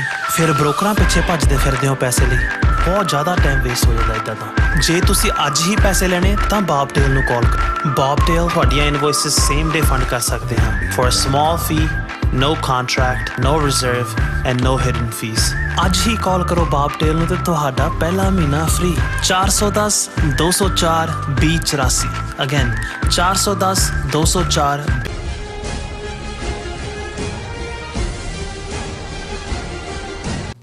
Viewers welcome back to programme. So viewers ਹੁਣ ਆਪਾਂ ਗੱਲਬਾਤ ਕਰਨ ਜਾ ਰਹੇ ਕਿ ਅਫਗਾਨਿਸਤਾਨ ਵਿੱਚ ਰਹਿ ਰਹੇ ਸਿੱਖਾਂ ਦੀ ਸੁਰੱਖਿਆ ਸੰਬੰਧੀ ਮੁੱਦੇ ਤੇ ਭਾਰਤੀ ਨਾ ਪੱਖੀ ਜਿਹੜਾ ਪ੍ਰੋਪਗੈਂਡਾ ਹੈ ਬੜੇ ਜ਼ੋਰਾਂ ਸ਼ੋਰਾਂ ਨਾਲ ਜਿਹੜਾ ਪ੍ਰਚਾਰਿਆ ਜਾ ਰਿਹਾ ਹੈ। ਸੋ ਇਸ ਸੰਬੰਧੀ ਅਫਗਾਨ ਸਿੱਖਾਂ ਨੇ ਆਪਣੀ ਜਿਹੜੀ ਪੋਜੀਸ਼ਨ ਹੈ ਉਹ ਦੱਸੀ ਹੈ ਅਤੇ ਹੋਰ ਵੀ ਜਾਣਕਾਰੀ ਅਸੀਂ ਆਪਣੇ ਦਰਸ਼ਕਾਂ ਨਾਲ ਸਾਂਝੀ ਕਰਨ ਜਾ ਰਹੇ ਹਾਂ। ਸੋ ਅਸੀਂ ਚਾਹਾਂਗੇ ਕਿ ਤੁਸੀਂ ਨਾਲ ਇਸੇ ਤਰ੍ਹਾਂ ਬਣੇ ਰਹਿਣਾ। ਦੇਖਣ, ਸੁਣ ਲਈ, ਲਿਖਣ ਲਈ ਤੁਹਾਡਾ ਸਭ ਦਾ ਬਹੁਤ ਬਹੁਤ ਸ਼ੁਕਰੀਆ। ਜੀ ਡਾਕਟਰ ਸਾਹਿਬ ਕੀ ਕਹਿਣਾ ਚਾਹੋਗੇ? ਦੇਖੋ ਇਸ ਵੇਲੇ ਕਿਉਂਕਿ ਇੱਕ ਕ੍ਰਾਈਸਿਸ ਦੀ ਸਿਚੁਏਸ਼ਨ ਹੈ, ਖਾਸ ਤੌਰ ਤੇ ਜਿਸ ਕਿਸਮ ਦਾ ਪ੍ਰੋਪੇਗੈਂਡਾ ਵੈਸਟਰਨ ਮੀਡੀਆ 'ਚ ਵੀ, ਭਾਰਤੀ ਮੀਡੀਆ 'ਚ ਖਾਸ ਤੌਰ ਤੇ ਔਰ ਸਿੱਖ ਹਲਕਿਆਂ ਦੇ ਹਵਾਲੇ ਨਾਲ ਕਈ ਕੰਟਰਾਡਿਕਟਰੀ ਰਿਪੋਰਟਸ ਆ ਰਹੀਆਂ ਨੇ ਸਾਰੇ ਪਾਸਿਓਂ। ਔਰ ਮਨਜਿੰਦਰ ਸਿਰਸਾ ਜਿਨੇ ਕਸ਼ਮੀਰ ਵਾਦੀ ਦੇ ਵਿੱਚ ਜਾ ਕੇ ਵੀ ਜਿਸ ਕਿਸਮ ਦੀ ਨਫ਼ਰਤ ਫੈਲਾਈ, ਈਵਨ ਕਸ਼ਮੀਰੀ ਸਿੱਖਾਂ ਦੇ ਨੁਮਾਇੰਦਿਆਂ ਨੇ ਪਬਲਿਕਲੀ ਇਹ ਕਿਹਾ ਸੀ ਕਿ ਭਾਈ ਅਸੀਂ ਇੱਥੇ ਕਿਵੇਂ ਹੈਂਡਲ ਕਰਨੀ ਹੈ ਸਿਚੁਏਸ਼ਨ ਸਾਨੂੰ ਬਹੁਤ ਚੰਗੀ ਤਰ੍ਹਾਂ ਪਤਾ ਹੈ, ਔਰ ਇੱਥੇ ਆ ਕੇ ਜ਼ਹਿਰ ਨਾ ਫੈਲਾਓ, ਸਾਡਾ ਜੀਣਾ ਹਰਾਮ ਨਾ ਕਰੋ, ਸਾਡੇ ਲਈ ਮੁਸ਼ਕਲਾਂ ਪੈਦਾ ਨਾ ਕਰੋ। ਇਸੇ ਤਰ੍ਹਾਂ ਅਫਗਾਨਿਸਤਾਨ ਦੇ ਮਾਮਲੇ 'ਚ ਅਸੀਂ ਦੇਖਿਆ ਕਿ ਇੱਕ ਪਾਸੇ ਜੇ ਇੰਨਾ ਹੀ ਅਫਗਾਨ ਸਿੱਖਾਂ ਜਾਂ ਹਿੰਦੂਆਂ ਦਾ ਭਾਰਤੀ ਹਕੂਮਤ ਨੂੰ ਫਿਕਰ ਸੀ ਤੇ ਉਹਨਾਂ ਦਾ ਐਂਬੈਸਡਰ ਔਰ ਸਾਰਾ ਅਮਲਾ ਫੈਲਾ ਕਾਬਲ ਔਰ ਦੂਸਰੇ ਸਾਰੇ ਗਜ਼ਨੀ ਔਰ ਜਲਾਲਾਬਾਦ ਕੌਂਸੂਲੇਟਸ ਦਾ ਜਹਾਜ਼ 'ਚ ਭਰ ਕੇ ਆਪਣੇ ਕੁੱਤੇ ਵੀ ਨਾਲ ਲੈ ਗਏ, ਸਨਿਫਰ ਡੌਗਸ ਵੀ। ਉਹਨਾਂ ਦਾ ਇਹ ਫਰਜ਼ ਬਣਦਾ ਸੀ, ਜਿਵੇਂ ਅਸੀਂ ਪਹਿਲੇ ਸੈਗਮੈਂਟ 'ਚ ਵੀ ਕਿਹਾ, ਕਿ ਜਿਹੜਾ ਕੈਪਟਨ ਹੁੰਦਾ ਹੈ ਜਦੋਂ ਅਸੀਂ ਸ਼ਿਪ ਦੀ ਗੱਲ ਕਰਦੇ ਹਾਂ, ਸਮੁੰਦਰੀ ਜਹਾਜ਼ ਦੀ, ਜਦੋਂ ਡੁੱਬ ਵੀ ਰਿਹਾ ਹੁੰਦਾ ਉਹ ਲਾਸਟ ਹੁੰਦਾ ਉਹਦੇ 'ਚ ਖੜਾ ਰਹਿੰਦਾ ਉਹ, ਤਾਂ ਕਿ ਹਰ ਇੱਕ ਨੂੰ ਸੇਫਲੀ ਕੱਢਿਆ ਜਾਏ। ਔਰ ਈਵਨ ਅਮਰੀਕਾ 'ਚ ਅੱਜ ਤੱਕ ਵੀ ਸੀਨ ਹੈ ਕਿ ਹੈਲੀਕਾਪਟਰ ਜਿਹੜਾ ਜਹਾਜ਼ ਸੀ ਜਦੋਂ ਉਹ ਸ਼ਿਕਾਰ ਹੋਇਆ, ਉਹਦਾ ਇੰਜਨ ਫੇਲ ਹੋਇਆ ਔਰ ਬਜ਼ੁਰਗ ਉਹਨਾਂ ਦਾ ਪਾਇਲਟ ਜਿਹੜਾ ਐਕਸਪੀਰੀਅੰਸ ਸੀ ਉਹਨੇ ਕਿਵੇਂ ਪਾਣੀ ਦੇ ਵਿੱਚ ਉਤਾਰਿਆ ਔਰ ਫਿਰ ਉਹ ਖੜਾ ਹੈ, ਹੁਣੇ ਹੀ ਪਿੱਛੇ ਉਹਦੀ ਡੈਥ ਹੋਈ, ਔਰ ਉਹਨੇ ਯਕੀਨੀ ਬਣਾਇਆ ਪਾਣੀ 'ਚ ਉਤਾਰਿਆ ਹੋਇਆ ਕਿ ਕਿਵੇਂ ਇੱਕ ਉਹ ਲਾਸਟ ਹੁੰਦਾ ਜਿਹੜਾ ਉਹਦੇ 'ਚੋਂ ਨਿਕਲਦਾ।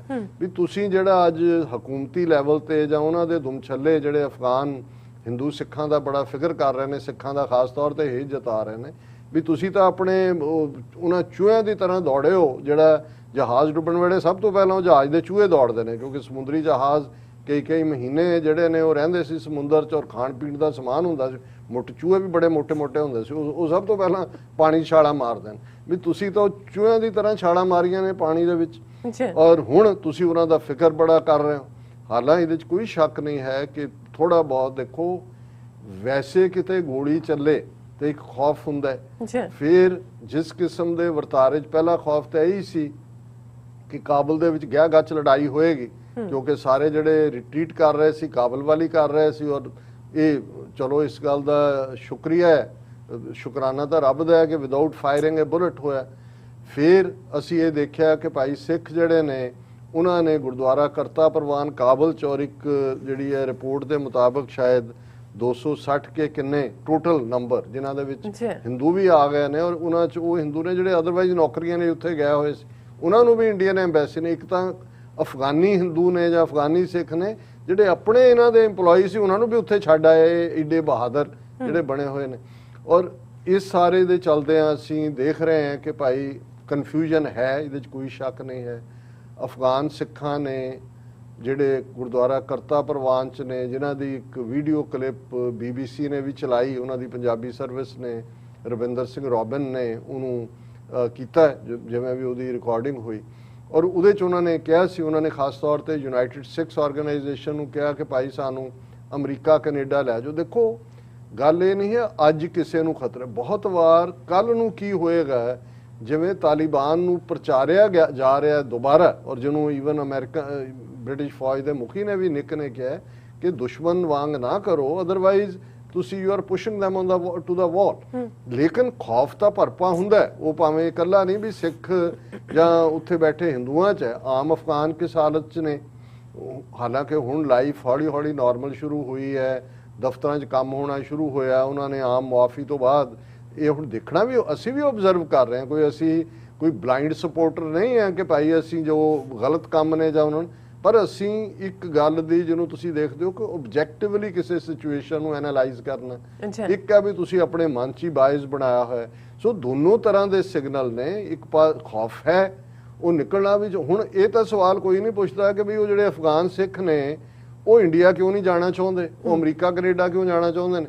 ਜ਼ਾਹਰ ਹੈ ਕਿ ਇੰਡੀਆ ਦੇ ਵਿੱਚ ਜੇ ਤੁਸੀਂ ਉੱਥੋਂ ਦੇ ਅਫਗਾਨ ਸਿੱਖਾਂ ਦਾ ਵੀ ਦੇਖੋ, ਜਿਹੜੇ ਗਏ ਵੀ 10-15 ਸਾਲ ਪਹਿਲਾਂ, ਅਜੇ ਤੱਕ ਉਹਨਾਂ ਨੂੰ ਕੋਈ ਪ੍ਰੋਪਰ ਕੋਈ ਕਾਰਡ ਨਹੀਂ ਨੇ, ਉਹਨਾਂ ਦੇ ਕੋਈ ਹਕੂਕ ਨਹੀਂ ਨੇ, ਔਰ CAA ਵੇਲੇ ਇਹਨਾਂ ਨੇ ਵਰਤਿਆ ਕਿ ਜੀ ਅਸੀਂ ਕਿਉਂਕਿ ਇਹਦੇ ਨਾਲ ਬਾਕੀ ਜਿਹੜੇ ਨੇ ਉਹ ਮੁਸਲਮਾਨਾਂ ਨੂੰ ਅਸੀਂ ਬਾਹਰ ਰੱਖਿਆ, ਬਾਕੀ ਕੁਝ ਨਹੀਂ ਦਿੱਤਾ ਹੈ ਕਿਸੇ ਨੂੰ। ਸੋ ਇਹੀ ਕਾਰਨ ਆ, ਉਹ ਸਮਝਦੇ ਨੇ ਵੀ ਇੱਥੇ ਅਸੀਂ ਆਪਣੇ ਬੈਠੇ ਹਾਂ, ਬੇਸ਼ੱਕ ਇੱਥੋਂ ਜੇ ਨਿਕਲਣਾ ਹੈ ਤੇ we should go to a better place than ਅਸੀਂ ਇੱਕ ਗੁਲਾਮੀ ਚੋਂ ਨਿਕਲ ਕੇ ਜਿਹਨੂੰ ਇਹ ਗੁਲਾਮੀ ਬਣਾ ਰਹੇ ਨੇ, ਜੇ ਉਹਨਾਂ ਦਾ ਜ਼ੁਲਮ ਹੁੰਦਾ ਤੇ ਅਸੀਂ ਦੂਸਰੇ ਜ਼ੁਲਮ ਵਾਲੀ ਥਾਂ ਤੇ ਕਿਉਂ ਜਾਈਏ। ਹਾਲਾਂਕਿ ਇਸ ਦੇ ਉੱਤੇ ਇੱਕ ਰਿਪੋਰਟ ਜਿਹੜੀ ਕਿ ਸਾਡੀ ਟੀਵੀ 84 ਦੀ ਦਿੱਲੀ ਟੀਮ ਨੇ ਗੁਰਦੁਆਰਾ ਸਾਹਿਬ ਜਿਹੜਾ ਗਜ਼ਨੀ 'ਚ ਹੈ ਉਹਨਾਂ ਦੇ ਜਨਰਲ ਸੈਕਟਰੀ ਸੂਰਬੀਰ ਸਿੰਘ ਜਿਹੜੇ ਹੁਣ ਕਾਬਲ ਪਹੁੰਚੇ ਹੋਏ ਨੇ ਉਹਨਾਂ ਦੇ ਨਾਲ ਕੀਤੀ ਹੈ ਔਰ 9:30 ਤੋਂ 10 ਦੇ ਪੀਰੀਅਡ 'ਚ 18-19 ਮਿੰਟ ਦੀ ਰਿਪੋਰਟ ਹੈ ਉਹ ਦਿਖਾਣਗੇ। ਉਹ ਸਾਡਾ ਨਜ਼ਰੀਆ ਨਹੀਂ ਹੈ ਪਰ ਅਸੀਂ ਫਿਰ ਵੀ ਇਸ ਗੱਲ ਨੂੰ ਯਕੀਨੀ ਬਣਾਉਣਾ ਚਾਹੁੰਦੇ ਹਾਂ ਕਿ ਗਰਾਊਂਡ ਰਿਪੋਰਟਿੰਗ ਵੀ ਹੋਏ, ਉਹਦੇ 'ਚ ਉਹਨਾਂ ਦੇ ਅੱਗੇ ਉਹਨਾਂ ਦੇ ਸੋਰਸ ਕੀ ਨੇ ਜਾਂ ਉਹਨਾਂ ਨੂੰ ਕੀ ਫੀਡ ਕੀਤਾ ਹੋਇਆ। ਪਰ ਇੱਕ ਗੱਲ ਜ਼ਾਹਰ ਹੈ ਐਫਰਟ ਜ਼ਰੂਰ ਹੋ ਰਿਹਾ, ਉਹ ਭਾਰਤ ਨਹੀਂ ਜਾਣਾ ਚਾਹੁੰਦੇ। ਉਹ ਲਾਸਟ ਆਪਸ਼ਨ ਦੇ ਤੌਰ ਤੇ ਭਾਵੇਂ ਉਹਨਾਂ ਨੂੰ ਉੱਥੋਂ ਚੁੱਕ ਕੇ ਲੈ ਜਾਣ, ਉਹਨਾਂ ਨੂੰ ਫਿਰ ਪੋਰਟਰੇ ਕਰਨ ਦੇ ਲਈ ਕਿ ਵੀ ਨੈਗੇਟਿਵਿਟੀ, ਉਹ ਅਮਰੀਕਾ ਕੈਨੇਡਾ ਆਉਣਾ ਚਾਹੁੰਦੇ ਨੇ। ਪਰ ਇਨ ਦਾ ਮੀਨ ਟਾਈਮ ਜਦੋਂ ਕਿ ਅਸੀਂ ਇੱਕ ਸਟੇਟਮੈਂਟ ਔਰ ਅੱਜ ਦੇ ਪੰਜਾਬੀ ਅਜੀਤ ਜਲੰਧਰ 'ਚ ਲੱਗੀ ਹੈ ਔਰ ਇਹ ਅਫਗਾਨੀ ਸਿੱਖਾਂ ਨੇ ਖੁਦ ਨੂੰ ਦੱਸਿਆ ਮਹਿਫੂਜ਼, ਇਹ ਅਜੀਤ ਦੀ ਰਿਪੋਰਟ, ਸੁਰਿੰਦਰ ਕੋਛੜ, ਅੰਮ੍ਰਿਤਸਰ ਡੇਟਲਾਈਨ। ਤਾਲਿਬਾਨ ਦੇ ਅਫਗਾਨਿਸਤਾਨ ਦੀ ਰਾਜਧਾਨੀ ਕਾਬਲ ਤੇ ਕਬਜ਼ੇ ਤੋਂ ਬਾਅਦ ਅਫਗਾਨ ਸਿੱਖ ਭਾਈਚਾਰੇ ਵੱਲੋਂ ਆਪਣੀ ਸੁਰੱਖਿਆ ਨੂੰ ਲੈ ਕੇ ਅੱਜ ਚੌਥੀ ਵੀਡੀਓ ਜਾਰੀ ਕੀਤੀ ਗਈ ਹੈ, 4th।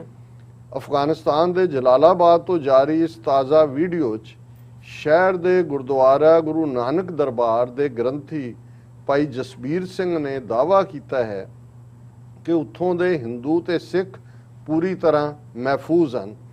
ਗ੍ਰੰਥੀ ਭਾਈ ਜਸਬੀਰ ਸਿੰਘ ਨੇ ਦਿੱਲੀ ਸਿੱਖ ਗੁਰਦੁਆਰਾ ਪ੍ਰਬੰਧਕ ਕਮੇਟੀ ਸਮੇਤ ਵੱਖ-ਵੱਖ ਮੁਲਕਾਂ ਦੀਆਂ ਹੋਰਨਾਂ ਸਿੱਖ ਜਥੇਬੰਦੀਆਂ ਤੇ ਅਫਗਾਨ ਸਿੱਖਾਂ ਦੀ ਸੁਰੱਖਿਆ ਨੂੰ ਲੈ ਕੇ ਅਫਵਾਹਾਂ ਫੈਲਾਏ ਜਾਣ ਦਾ ਵੀ ਦੋਸ਼ ਲਗਾਇਆ। ਉਹਨਾਂ ਨੇ ਕਿਹਾ ਜੀ ਇਹ ਰਿਊਮਰ, ਸਰਸੇ ਦਾ ਖਾਸ ਨਾਂ ਲਿਆ ਉਹਨਾਂ ਨੇ। ਦੱਸਣਯੋਗ ਹੈ ਕਿ ਕਾਬਲ ਤੇ ਕਬਜ਼ੇ ਦੇ ਤੁਰੰਤ ਬਾਅਦ ਅਫਗਾਨ ਸਿੱਖਾਂ ਨੇ ਖੁਦ ਨੂੰ ਤਾਲਿਬਾਨ ਤੋਂ ਅਸੁਰੱਖਿਅਤ ਦੱਸਿਆ ਸੀ ਕਿ ਅਸੀਂ ਮਹਿਫੂਜ਼ ਨਹੀਂ ਹਾਂ। ਉਸੇ ਦਿਨ ਇੱਕ ਹੋਰ ਵੀਡੀਓ ਜਾਰੀ ਕਰਕੇ ਦੱਸਿਆ ਸੀ ਕਿ ਉਹ ਲੁੱਟ ਖਸੁੱਟ ਦੀਆਂ ਕਾਰਵਾਈਆਂ ਕਰਕੇ ਸਹਿਮੇ ਹੋਏ ਨੇ, ਪਰ ਤਾਲਿਬਾਨ ਆਗੂਆਂ ਨੇ ਉਹਨਾਂ ਨੂੰ ਭਰੋਸਾ ਦਿੱਤਾ ਹੈ। ਇਸ ਦੇ ਅਗਲੇ ਦਿਨ ਇੱਕ ਵਾਰ ਫਿਰ ਅਫਗਾਨਿਸਤਾਨ ਦੇ ਗੁਰਦੁਆਰਾ ਕਰਤਾ ਪ੍ਰਵਾਨ ਤੋਂ ਸਿੱਖਾਂ ਨੇ ਆਪਣੇ ਆਪ ਨੂੰ ਅਸੁਰੱਖਿਅਤ ਦੱਸਿਆ ਸੀ।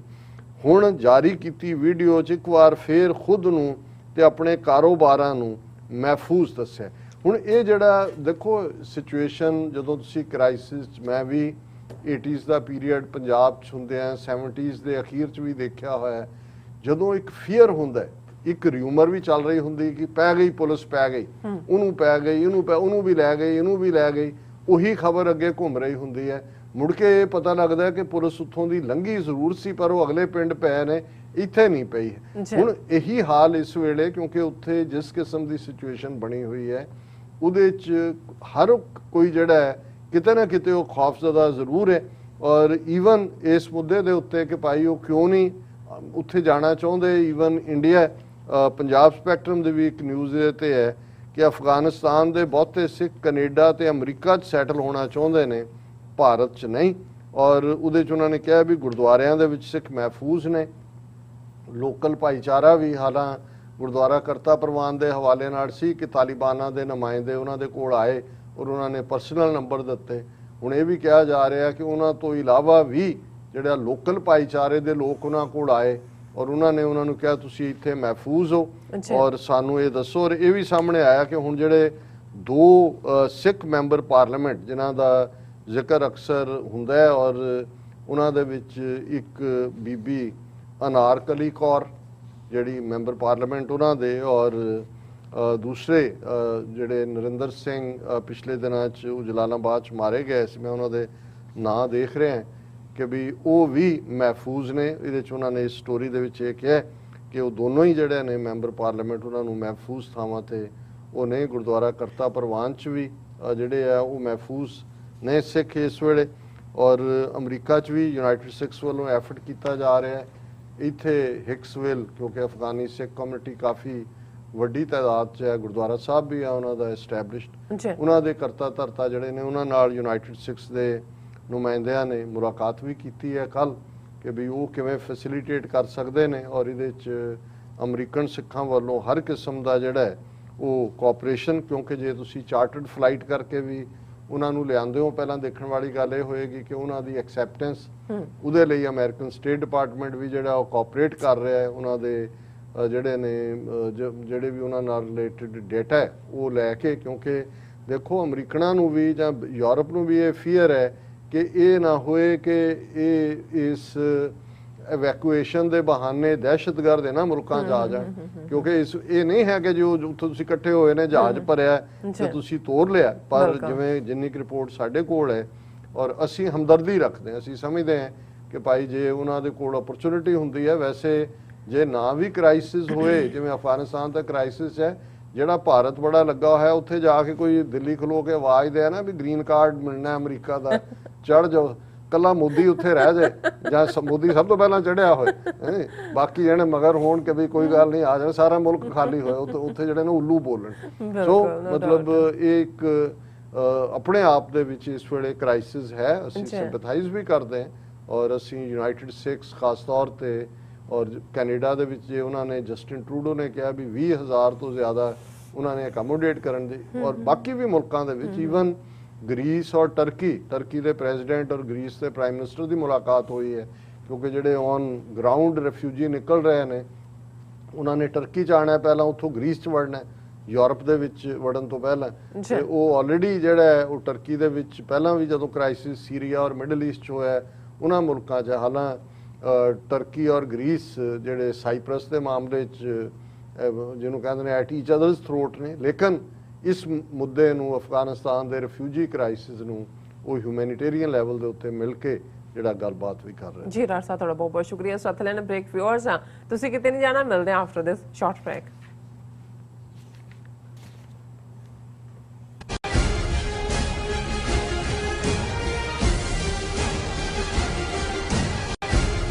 ਕੀ ਤੁਸੀਂ ਰੋਜ਼ਾਨਾ ਕੰਮ ਤੇ ਆਪਣਾ ਵਧੇਰੇ ਸਮਾਂ ਬਿਤਾਉਣ ਤੋਂ ਪਰੇਸ਼ਾਨ ਹੋ? ਆਪਣੀ ਪੂੰਜੀ ਨੂੰ ਕੰਮ ਤੇ ਲਗਾਓ, ਸਾਡੇ ਨਾਲ ਇਨਵੈਸਟ ਕਰੋ। ਅਸੀਂ ਤੁਹਾਡੀ ਪੂੰਜੀ ਤੋਂ ਤੁਹਾਡੇ ਲਈ ਵਧੇਰੇ ਪੈਸੇ ਬਣਾ ਸਕਦੇ ਹਾਂ।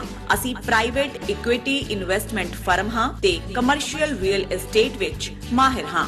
Property management, leasing, asset management, commercial real estate investment ਵਿੱਚ ਸਾਰੀਆਂ ਸੇਵਾਵਾਂ ਲਈ ਅਮਰੀਕਾ ਭਰ ਵਿੱਚੋਂ ਤੁਸੀਂ ਸਾਡੇ ਤੱਕ ਪਹੁੰਚ ਕਰ ਸਕਦੇ ਹੋ।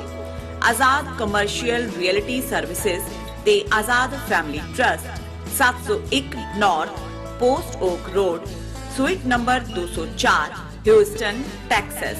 ਤੁਸੀਂ ਸਾਨੂੰ ਸਾਡੇ ਫੋਨ ਨੰਬਰ 7136861277 ਤੇ ਵੀ ਸੰਪਰਕ ਕਰ ਸਕਦੇ ਹੋ। ਆਜ਼ਾਦ ਸਿਗਨੇਚਰ ਟਰੱਕ ਸਰਵਿਸ ਰਾਊਟ 81 ਉੱਤੇ ਐਗਜ਼ਿਟ 235 ਤੇ ਟਰੱਕਰ ਵੀਰਾਂ ਲਈ 24 ਘੰਟੇ ਰੋਡ ਸਰਵਿਸ ਦੀ ਸੁਵਿਧਾ ਮੌਜੂਦ। Heavy duty repair, oil change, ਪੁਰਾਣੇ ਅਤੇ ਨਵੇਂ tyre, computer diagnostic, DPF cleaning, brake service ਜਾਂ ਰਸਤੇ ਵਿੱਚ ਆਈ ਹਰ ਤਰ੍ਹਾਂ ਦੀ ਰਿਪੇਅਰ ਪ੍ਰੋਫੈਸ਼ਨਲ ਟੀਮ ਵੱਲੋਂ ਕੀਤੀ ਜਾਂਦੀ ਹੈ। ਬ੍ਰੇਕਫਾਸਟ, ਲੰਚ ਅਤੇ ਡਿਨਰ ਲਈ ਪੰਜਾਬੀ ਢਾਬੇ ਦਾ ਆਨੰਦ ਵੀ ਮਾਣੋ। ਡਰਾਈਵਰ ਅਤੇ ਟਰੱਕ ਆਪਰੇਟਰ ਵੀਰ ਡਿਸਪੈਚ ਦੀ ਸਰਵਿਸ ਲਈ ਸਾਡੇ ਨਾਲ ਸੰਪਰਕ ਕਰਨ। Signature truck service 58 triangle drive, Weyers Cave, Virginia 24486।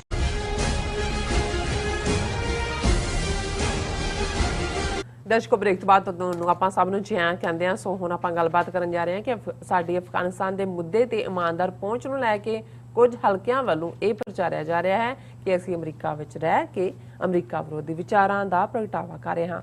ਸੋ ਇਸ ਬਾਰੇ ਆਪਾਂ ਵਿਚਾਰ ਚਰਚਾ ਕਰਨ ਜਾ ਰਹੇ ਹਾਂ। ਸੋ ਅਸੀਂ ਚਾਹਾਂਗੇ ਕਿ ਤੁਸੀਂ ਨਾਲ ਇਸੇ ਤਰ੍ਹਾਂ ਬਣੇ ਰਹਿਣਾ। ਦੇਖਣ ਸੁਣ ਲਈ ਐਂਡ ਲਿਖਣ ਲਈ ਤੁਹਾਡਾ ਸਭ ਦਾ ਬਹੁਤ ਬਹੁਤ ਸ਼ੁਕਰੀਆ ਜੀ। ਡਾਕਟਰ ਸਾਹਿਬ ਕੀ ਕਹਿਣਾ ਚਾਹੋਗੇ? ਦੇਖੋ, ਸਭ ਤੋਂ ਪਹਿਲਾਂ ਤਾਂ ਅਸੀਂ ਆਪਣੇ ਉਹਨਾਂ ਸਾਰੇ ਹੀ ਵਿਊਅਰਸ ਦਾ ਸ਼ੁਕਰੀਆ ਅਦਾ ਕਰਦੇ ਹਾਂ ਜਿਨ੍ਹਾਂ ਨੇ ਸਾਡੇ ਇਹਨਾਂ ਦਿਨਾਂ ਦੇ ਪ੍ਰੋਗਰਾਮਾਂ ਨੂੰ ਬੜੇ ਜਿਹੜਾ ਚਾਅ ਨਾਲ ਦੇਖਿਆ। ਰੋਜ਼ਾਨਾ ਨਵੇਂ ਕਮੈਂਟਸ ਔਰ ਨਵੇਂ ਵਿਊਅਰਸ ਸਾਡੇ ਨਾਲ ਜੁੜਦੇ ਵੀ ਨੇ, ਬਿਲਕੁਲ, ਔਰ ਬਹੁਤ ਸਾਰਿਆਂ ਨੇ ਐਪਰੀਸ਼ੀਏਟ ਕੀਤਾ ਜਿਹੜਾ ਸਾਡੀ ਪਹੁੰਚ ਨੂੰ।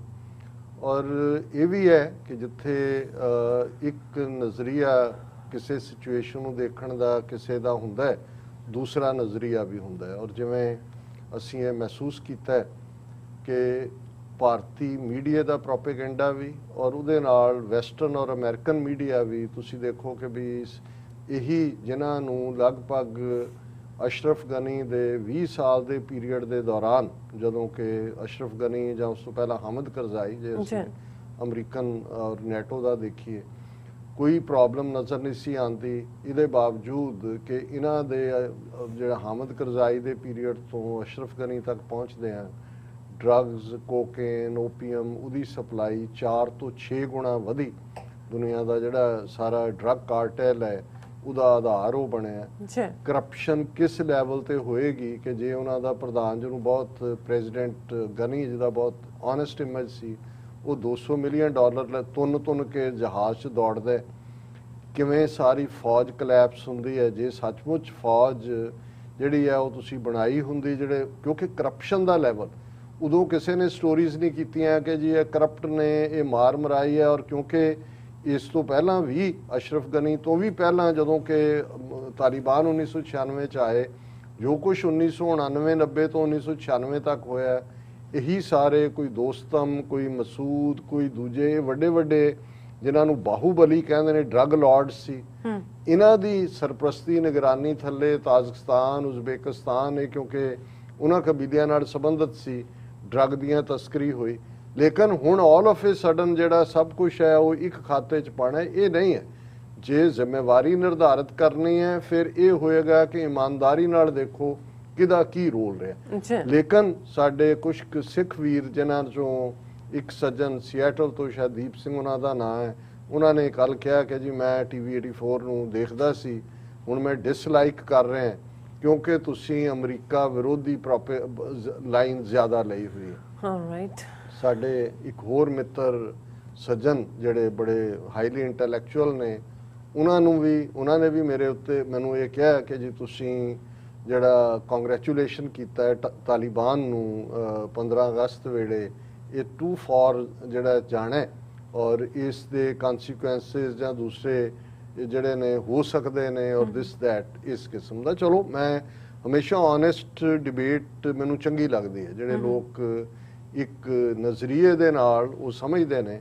ਪਹਿਲੀ ਗੱਲ ਤਾਂ ਅਸੀਂ ਇਹ ਦੱਸਣਾ ਚਾਹੁੰਦੇ ਹਾਂ ਵੀ ਜਿਸ ਤਰੀਕੇ ਨਾਲ ਪੇਸ਼ ਕੀਤਾ ਜਾ ਰਿਹਾ ਸਾਰੇ ਪਾਰਟ ਨੂੰ, ਬਿਲਕੁਲ ਇਹ ਠੀਕ ਹੈ ਕਿ ਅਸੀਂ ਇੱਕ ਪਾਸੇ ਕਿਉਂਕਿ ਇੱਥੇ ਵੀ ਕਿਤੇ ਨਾ ਕਿਤੇ ਇੱਕ ਤਬਕੇ ਦੀ ਸਾਈਕੋ ਹਿਸਟਰੀ ਜਿਸ ਨੂੰ ਪ੍ਰੋਪੇਗੈਂਡੇ ਨਾਲ ਬਹੁਤ ਨੈਗੇਟਿਵ ਬਣਾਇਆ ਗਿਆ ਉਹ ਕੰਮ ਕਰਦੀ। ਇਹ ਠੀਕ ਹੈ ਕਿ ਜਦੋਂ ਅਸੀਂ ਦਰਾ ਖੈਬਰ ਪਾਰ ਦੇ ਹਮਲਾਵਰਾਂ ਦਾ ਜ਼ਿਕਰ ਕਰਦੇ ਹਾਂ, 18ਵੀਂ ਸਦੀ ਦਾ ਇੱਕ ਵੱਡਾ ਜਿਹੜਾ ਹਿੱਸਾ ਹੈ ਸਿੱਖਾਂ ਦਾ, ਦੋਨੋਂ ਪਾਸਿਆਂ ਦੀ ਪਰਸੀਕਿਊਸ਼ਨ 'ਚੋਂ ਗੁਜ਼ਰਿਆ। ਇੱਕ ਪਾਸੇ ਮੁਗਲ ਐਮਪਾਇਰ, ਇੱਕ ਪਾਸੇ ਦਰਾ ਖੈਬਰ ਪਾਰ ਤੋਂ ਆਉਣ ਵਾਲੇ ਜਿਹੜੇ ਹਮਲਾਵਰ ਨੇ। ਲੇਕਿਨ ਇਹਦੇ 'ਚ ਵੀ ਕੋਈ ਸ਼ੱਕ ਨਹੀਂ ਹੈ ਕਿ ਜਦੋਂ ਅਸੀਂ ਸਿੱਖ ਮਿਸਲਾਂ ਰਾਹੀਂ ਔਰ ਫਿਰ ਮਹਾਰਾਜਾ ਰਣਜੀਤ ਸਿੰਘ ਦੇ ਪੀਰੀਅਡ ਤੱਕ ਪਹੁੰਚਦੇ ਹਾਂ, ਉਸ ਸਾਰੇ ਪਾਰਟ ਨੂੰ ਜਿਹੜਾ ਉਹ ਆਪਣੇ ਅਨੁਕੂਲ ਬਣਾ ਰਿਹਾ। ਫਿਰ ਇਹ ਨਹੀਂ ਸੀ ਕਿ ਵੀ ਕੋਈ ਪਰਮਾਨੈਂਟ ਹੌਸਟਿਲਿਟੀ ਨਹੀਂ ਹੁੰਦੀ। ਹੁਣ ਇਸੇ ਹੀ ਅਫਗਾਨਿਸਤਾਨ ਦੇ ਮੁੱਦੇ ਤੇ ਟਰਕੀ ਔਰ ਰਸ਼ੀਆ ਉਹ ਆਲਮੋਸਟ ਇੱਕੋ ਲਾਈਨ ਤੇ ਸੋਚਦੇ ਨੇ। ਹੁਣ ਤੁਸੀਂ ਟਰਕੀ ਔਰ ਰਸ਼ੀਅਨਸ ਦੀ ਹਿਸਟਰੀ ਦੇਖੋ, 14 ਜੰਗਾਂ ਲੜੀਆਂ, ਇਹਦੇ 'ਚ 12 ਲੂਜ਼ ਕੀਤੀਆਂ ਟਰਕੀ ਨੇ। ਇਹਨਾਂ ਦਾ ਜ਼ਾਰ ਔਰ ਦੂਸਰਾ ਭਰੀ ਪਈ ਆ ਹੌਸਟਿਲਿਟੀ, ਲੇਕਿਨ ਉਹ ਇੰਟਰਸਟ ਤੁਹਾਨੂੰ ਕਿੱਥੇ ਲਿਆ ਕੇ ਖੜਾ ਕਰ ਦਿੰਦੇ ਨੇ। ਅੱਜ ਤੁਸੀਂ ਉਸੇ ਲਾਈਨ ਦੇ ਉੱਤੇ ਸੋਚ ਰਹੇ ਹੋ। ਈਵਨ ਈਰਾਨ ਔਰ ਟਰਕੀ ਇਹ ਕੋਈ ਫਰੈਂਡਲੀ ਨਹੀਂ ਰਹੇ ਹੈ। ਉੱਥੇ ਇੱਕ ਸੁੰਨੀ ਔਰ ਸ਼ੀਆ ਦੇ ਨਾਲੋਂ ਵੀ ਬਿਯੋਂਡ ਉਹਨਾਂ ਦੇ ਆਪਣਾ ਪਰਸ਼ੀਅਨ ਐਮਪਾਇਰ ਔਰ ਸੈਂਟਰਲੇਸ਼ਨ, ਲੇਕਿਨ ਅੱਜ ਇਸ ਮੁੱਦੇ ਤੇ ਇਹ ਦੇਖ ਰਹੇ ਨੇ। ਸੋ ਸਿੱਖਾਂ ਨੇ ਤਾਂ 18ਵੀਂ ਸਦੀ ਦੇ ਐਂਡ ਤੱਕ ਜਦੋਂ ਅਸੀਂ ਦੇਖਦੇ ਹਾਂ ਕਿ ਇਹ ਸਾਰਾ ਹੌਸਟਿਲਿਟੀ ਘੱਲੂਕਾਰਿਆਂ ਦਾ ਪੀਰੀਅਡ ਓਵਰ ਹੁੰਦਾ ਹੈ, ਲਾਹੌਰ 'ਚ ਸਿੱਖ ਰਾਜ ਸਥਾਪਿਤ ਹੁੰਦਾ ਹੈ ਤੇ ਲਾਹੌਰ ਦਰਬਾਰ ਦੇ ਵਿੱਚ ਅਫਗਾਨਿਸਤਾਨ ਦੇ ਦੋਸਤ ਮੁਹੰਮਦ ਖਾਨ ਦਾ ਐਂਬੈਸਡਰ ਸੀ ਔਰ ਕਾਬਲ ਕੋਰਟ ਦੇ ਵਿੱਚ ਮਹਾਰਾਜਾ ਰਣਜੀਤ ਸਿੰਘ ਦੇ ਸਿੱਖ ਰਾਜ ਜਾਂ ਸਿੱਖ ਦਰਬਾਰ ਦਾ ਐਂਬੈਸਡਰ ਸੀ। ਇਸ ਸਿਚੁਏਸ਼ਨ ਨੂੰ ਅਸੀਂ ਅੱਗੇ ਡਿਸਕਸ ਕੀਤਾ ਸੀ ਕਿ 1846 ਦੇ ਵਿੱਚ ਜਦੋਂ ਮਹਾਰਾਣੀ ਜਿੰਦਾ ਨੂੰ ਫੜਿਆ ਜਾਂਦਾ ਹੈ ਔਰ ਉਹਨੂੰ ਜ਼ਲੀਲ ਕੀਤਾ ਜਾਂਦਾ ਹੈ ਤੇ ਸਭ ਤੋਂ ਪਹਿਲਾਂ ਲੈਟਰ ਆਫ ਪ੍ਰੋਟੈਸਟ ਦੋਸਤ ਮੁਹੰਮਦ ਖਾਨ ਲਿਖਦਾ ਹੈ ਕਿ ਬਈ ਇਹ ਕੋਈ ਕਰੀਡ ਕੋਈ ਅਲਾਅ ਨਹੀਂ ਕਰਦੀ। ਸੋ ਇਸ ਸਾਰੇ ਪੀਰੀਅਡ 'ਚ ਬੜੇ ਬੜੇ ਐਸੇ ਪੀਰੀਅਡ ਵੀ ਆਏ। ਇੱਕ ਮੋਰਚਾ ਜਿਹਦੇ 'ਚ ਜਿਹੜਾ ਖਾਨ ਅਬਦੁਲ ਗਫਾਰ ਖਾਨ ਦਾ ਇੱਕ ਉਹਦੀ ਤਹਿਜ਼ੀਮ ਉਹਦੀ ਉਸ ਆਰਗੇਨਾਈਜੇਸ਼ਨ ਤੋਂ ਵੀ ਪਹਿਲਾਂ ਦਾ ਜ਼ਿਕਰ ਹੈ ਕਿ ਗੋਲੀ ਚੱਲੀ ਸੀ ਪਿਸ਼ਾਵਰ ਦੇ ਵਿੱਚ, ਪਠਾਨ ਮਾਰੇ ਗਏ ਸੀ ਬਹੁਤ ਸਾਰੇ। ਅੰਗਰੇਜ਼ੀ ਰਾਜ ਦੇ ਖਿਲਾਫ ਅਕਾਲ ਤਖਤ ਤੋਂ ਅਰਦਾਸ ਕਰਕੇ ਜਥਾ ਅਕਾਲੀ ਮੂਵਮੈਂਟ 1920s ਦੀ ਗੱਲ ਉੱਥੇ ਭੇਜਿਆ ਸੀ। ਸੋ ਮਤਲਬ ਜੇ 100 ਸਾਲ ਪਹਿਲੇ 1920 'ਚ ਸਿੱਖਾਂ ਨੂੰ ਜਿਹੜੇ ਉਹ ਨਜ਼ਰ ਆਉਂਦਾ ਸੀ ਕਿ ਭਾਈ ਇਹ ਜਿਹੜਾ ਪਾਰਟ ਹੈ, ਤੇ ਅੱਜ ਆਲ ਆਫ ਏ ਸਡਨ ਅਸੀਂ ਇਸ ਬਾਕੀ ਰਹੀ ਐਂਟਾਈ ਅਮਰੀਕਾ ਲਾਈਨ। ਦੇਖੋ ਅਮਰੀਕਾ ਦੀ ਜੇ ਖੂਬਸੂਰਤੀ ਨਾ ਹੁੰਦੀ ਕਿ ਅਸੀਂ ਇਸ ਮੁਲਕ 'ਚ ਬੈਠ ਕੇ ਆਪਣੇ ਇੱਥੋਂ ਦੇ ਲੀਡਰਾਂ ਨੂੰ ਵੀ, ਔਰ ਬਾਈਡਨ ਦਾ ਘੱਟ ਕ੍ਰਿਟਿਸਿਜ਼ਮ ਹੋ ਰਿਹਾ ਪਰ ਅਸੀਂ ਬਾਈਡਨ ਨੂੰ ਡਿਫੈਂਡ ਕਰ ਰਹੇ ਹਾਂ ਕਿ ਭਾਈ ਬਾਈਡਨ ਨੇ ਜੋ ਵਾਪਸ ਕੱਢਣ ਦਾ ਫੈਸਲਾ ਕੀਤਾ ਠੀਕ ਕੀਤਾ, ਕਿਉਂਕਿ ਉਹ ਟਰੰਪ ਨੇ ਵੀ, ਹਾਲਾਂਕਿ ਅਸੀਂ ਟਰੰਪ ਦੇ ਬਹੁਤ ਸਾਰੇ ਦੂਸਰੇ ਮੁੱਦਿਆਂ ਨੂੰ ਕ੍ਰਿਟਿਸਾਈਜ਼ ਕੀਤਾ, ਪਰ ਇਰਾਕ 'ਚੋਂ ਫੌਜ ਕੱਢਣ ਦਾ ਫੈਸਲਾ, ਅਫਗਾਨਿਸਤਾਨ 'ਚੋਂ ਫੌਜ ਕੱਢਣ ਦਾ ਫੈਸਲਾ, ਕਿਉਂਕਿ ਗਰਾਊਂਡ ਰਿਐਲਿਟੀ ਉਹਨੇ ਦੇਖੀ ਕਿ ਭਾਈ ਅਲਟੀਮੇਟਲੀ ਇਹੀ ਫੋਰਸ ਨੇ, ਉਦੋਂ ਵੀ ਅਸ਼ਰਫ ਗਨੀ ਬੈਠਾ ਹੀ ਸੀ, ਉਹਦੇ ਨਾਲ ਇਹਨਾਂ ਨੇ ਸਮਝੌਤਾ ਕੀਤਾ। ਉਹਨਾਂ ਨੇ ਇਹ ਕਿਹਾ ਕਿ ਭਾਈ ਇਹ ਹੋਏ, ਔਰ ਹਾਲ ਦੀ ਘੜੀ ਜੇ ਕਹਿਣ ਹਾਂ ਅਸੀਂ ਵੀ ਮੋਨੀਟਰ ਕਰ ਰਹੇ ਹਾਂ, ਜੇ ਕੋਈ ਵੀ ਲਾਈਨ ਜਿਹੜੀ ਹੈ ਗਲਤ ਜਾਂਦੀ ਹੈ ਤੇ ਅਸੀਂ ਉਵੇਂ ਹੀ ਵਿਰੋਧ ਕਰਾਂਗੇ। ਔਰ ਇਹ ਅਮਰੀਕਾ ਦੀ ਬਿਊਟੀ ਹੈ, ਇਹ ਵੀ ਮਾਈਂਡਸੈਟ ਸਾਡਾ ਇੰਡੀਅਨ ਮਾਈਂਡਸੈਟ ਵਾਂਗ ਅਸੀਂ ਕਈ ਵਾਰ ਸੋਚਣ ਲੱਗ ਜਾਂਦੇ ਹਾਂ ਕਿ ਜੀ ਅੱਛਾ ਆਪਣੇ ਮੁਲਕ 'ਚ ਬਹਿ ਇਸ ਇੰਡੀਆ 'ਚ ਰਹਿ ਕੇ ਕੋਈ ਇੰਡੀਆ ਦੇ ਵਿਰੁੱਧ ਬੋਲਦਾ, ਇਹਦਾ ਦੇਸ਼ ਤੋੜਨਾ ਚਾਹੁੰਦਾ।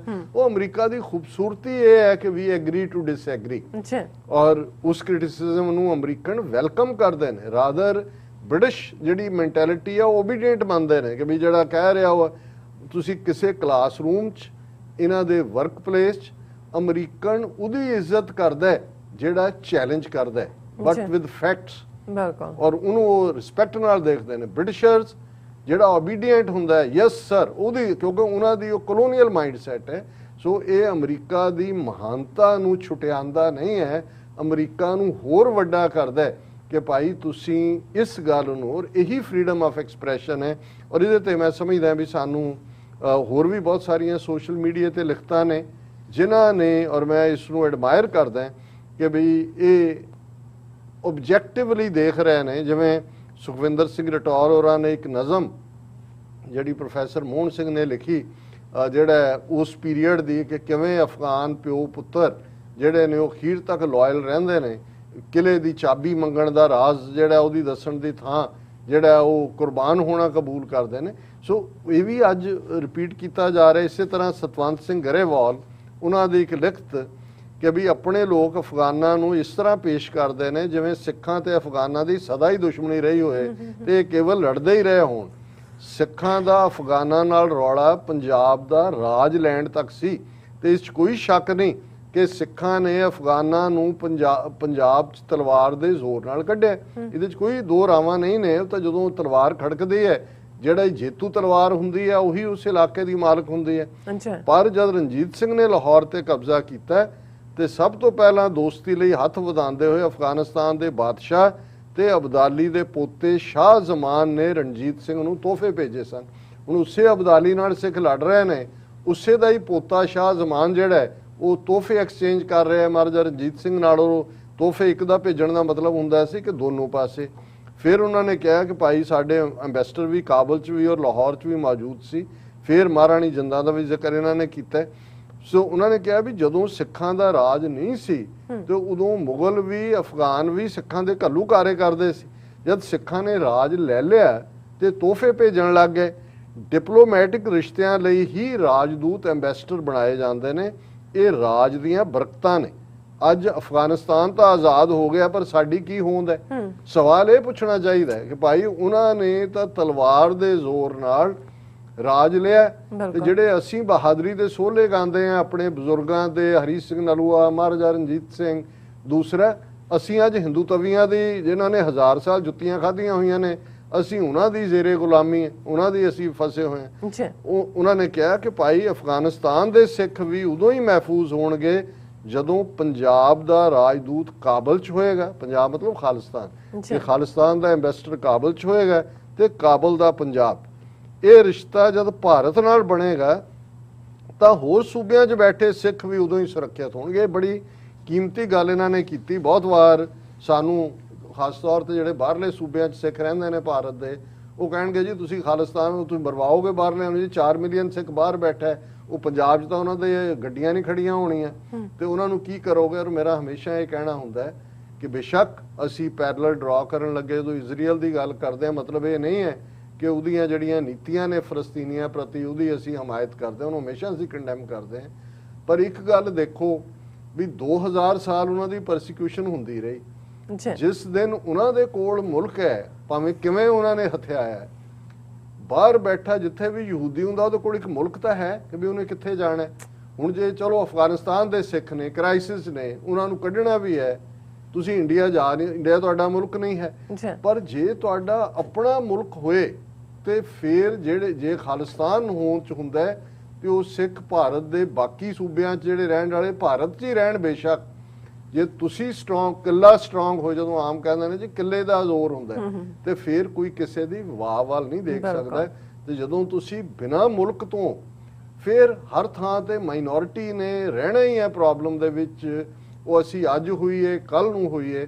ਸੋ ਮੈਂ ਸਮਝਦਾ ਹਾਂ ਵੀ ਮੈਂ ਉਹਨਾਂ ਨੂੰ ਜ਼ਰੂਰ ਐਡਰੈਸ ਕਰਨਾ ਚਾਹੁੰਦਾ ਸੀ ਜਿਹੜੇ ਸਾਡੀ ਇਸ ਓਨੈਸਟ ਅਪਰੋਚ ਨੂੰ ਅਸੀਂ ਇੱਕ ਐਨਾਲਿਸਿਸ ਕਰਦੇ ਹਾਂ, ਕਿਸੇ ਦੇ ਗੋਡੇ ਲੱਗੇ ਗਿੱਟੇ ਲੱਗੇ, ਪਰ ਉਹਦੇ 'ਚ ਨੁਕਤਾ ਨਿਗਾਹ ਸਿੱਖੀ ਵਾਲਾ ਹੁੰਦਾ ਹੈ।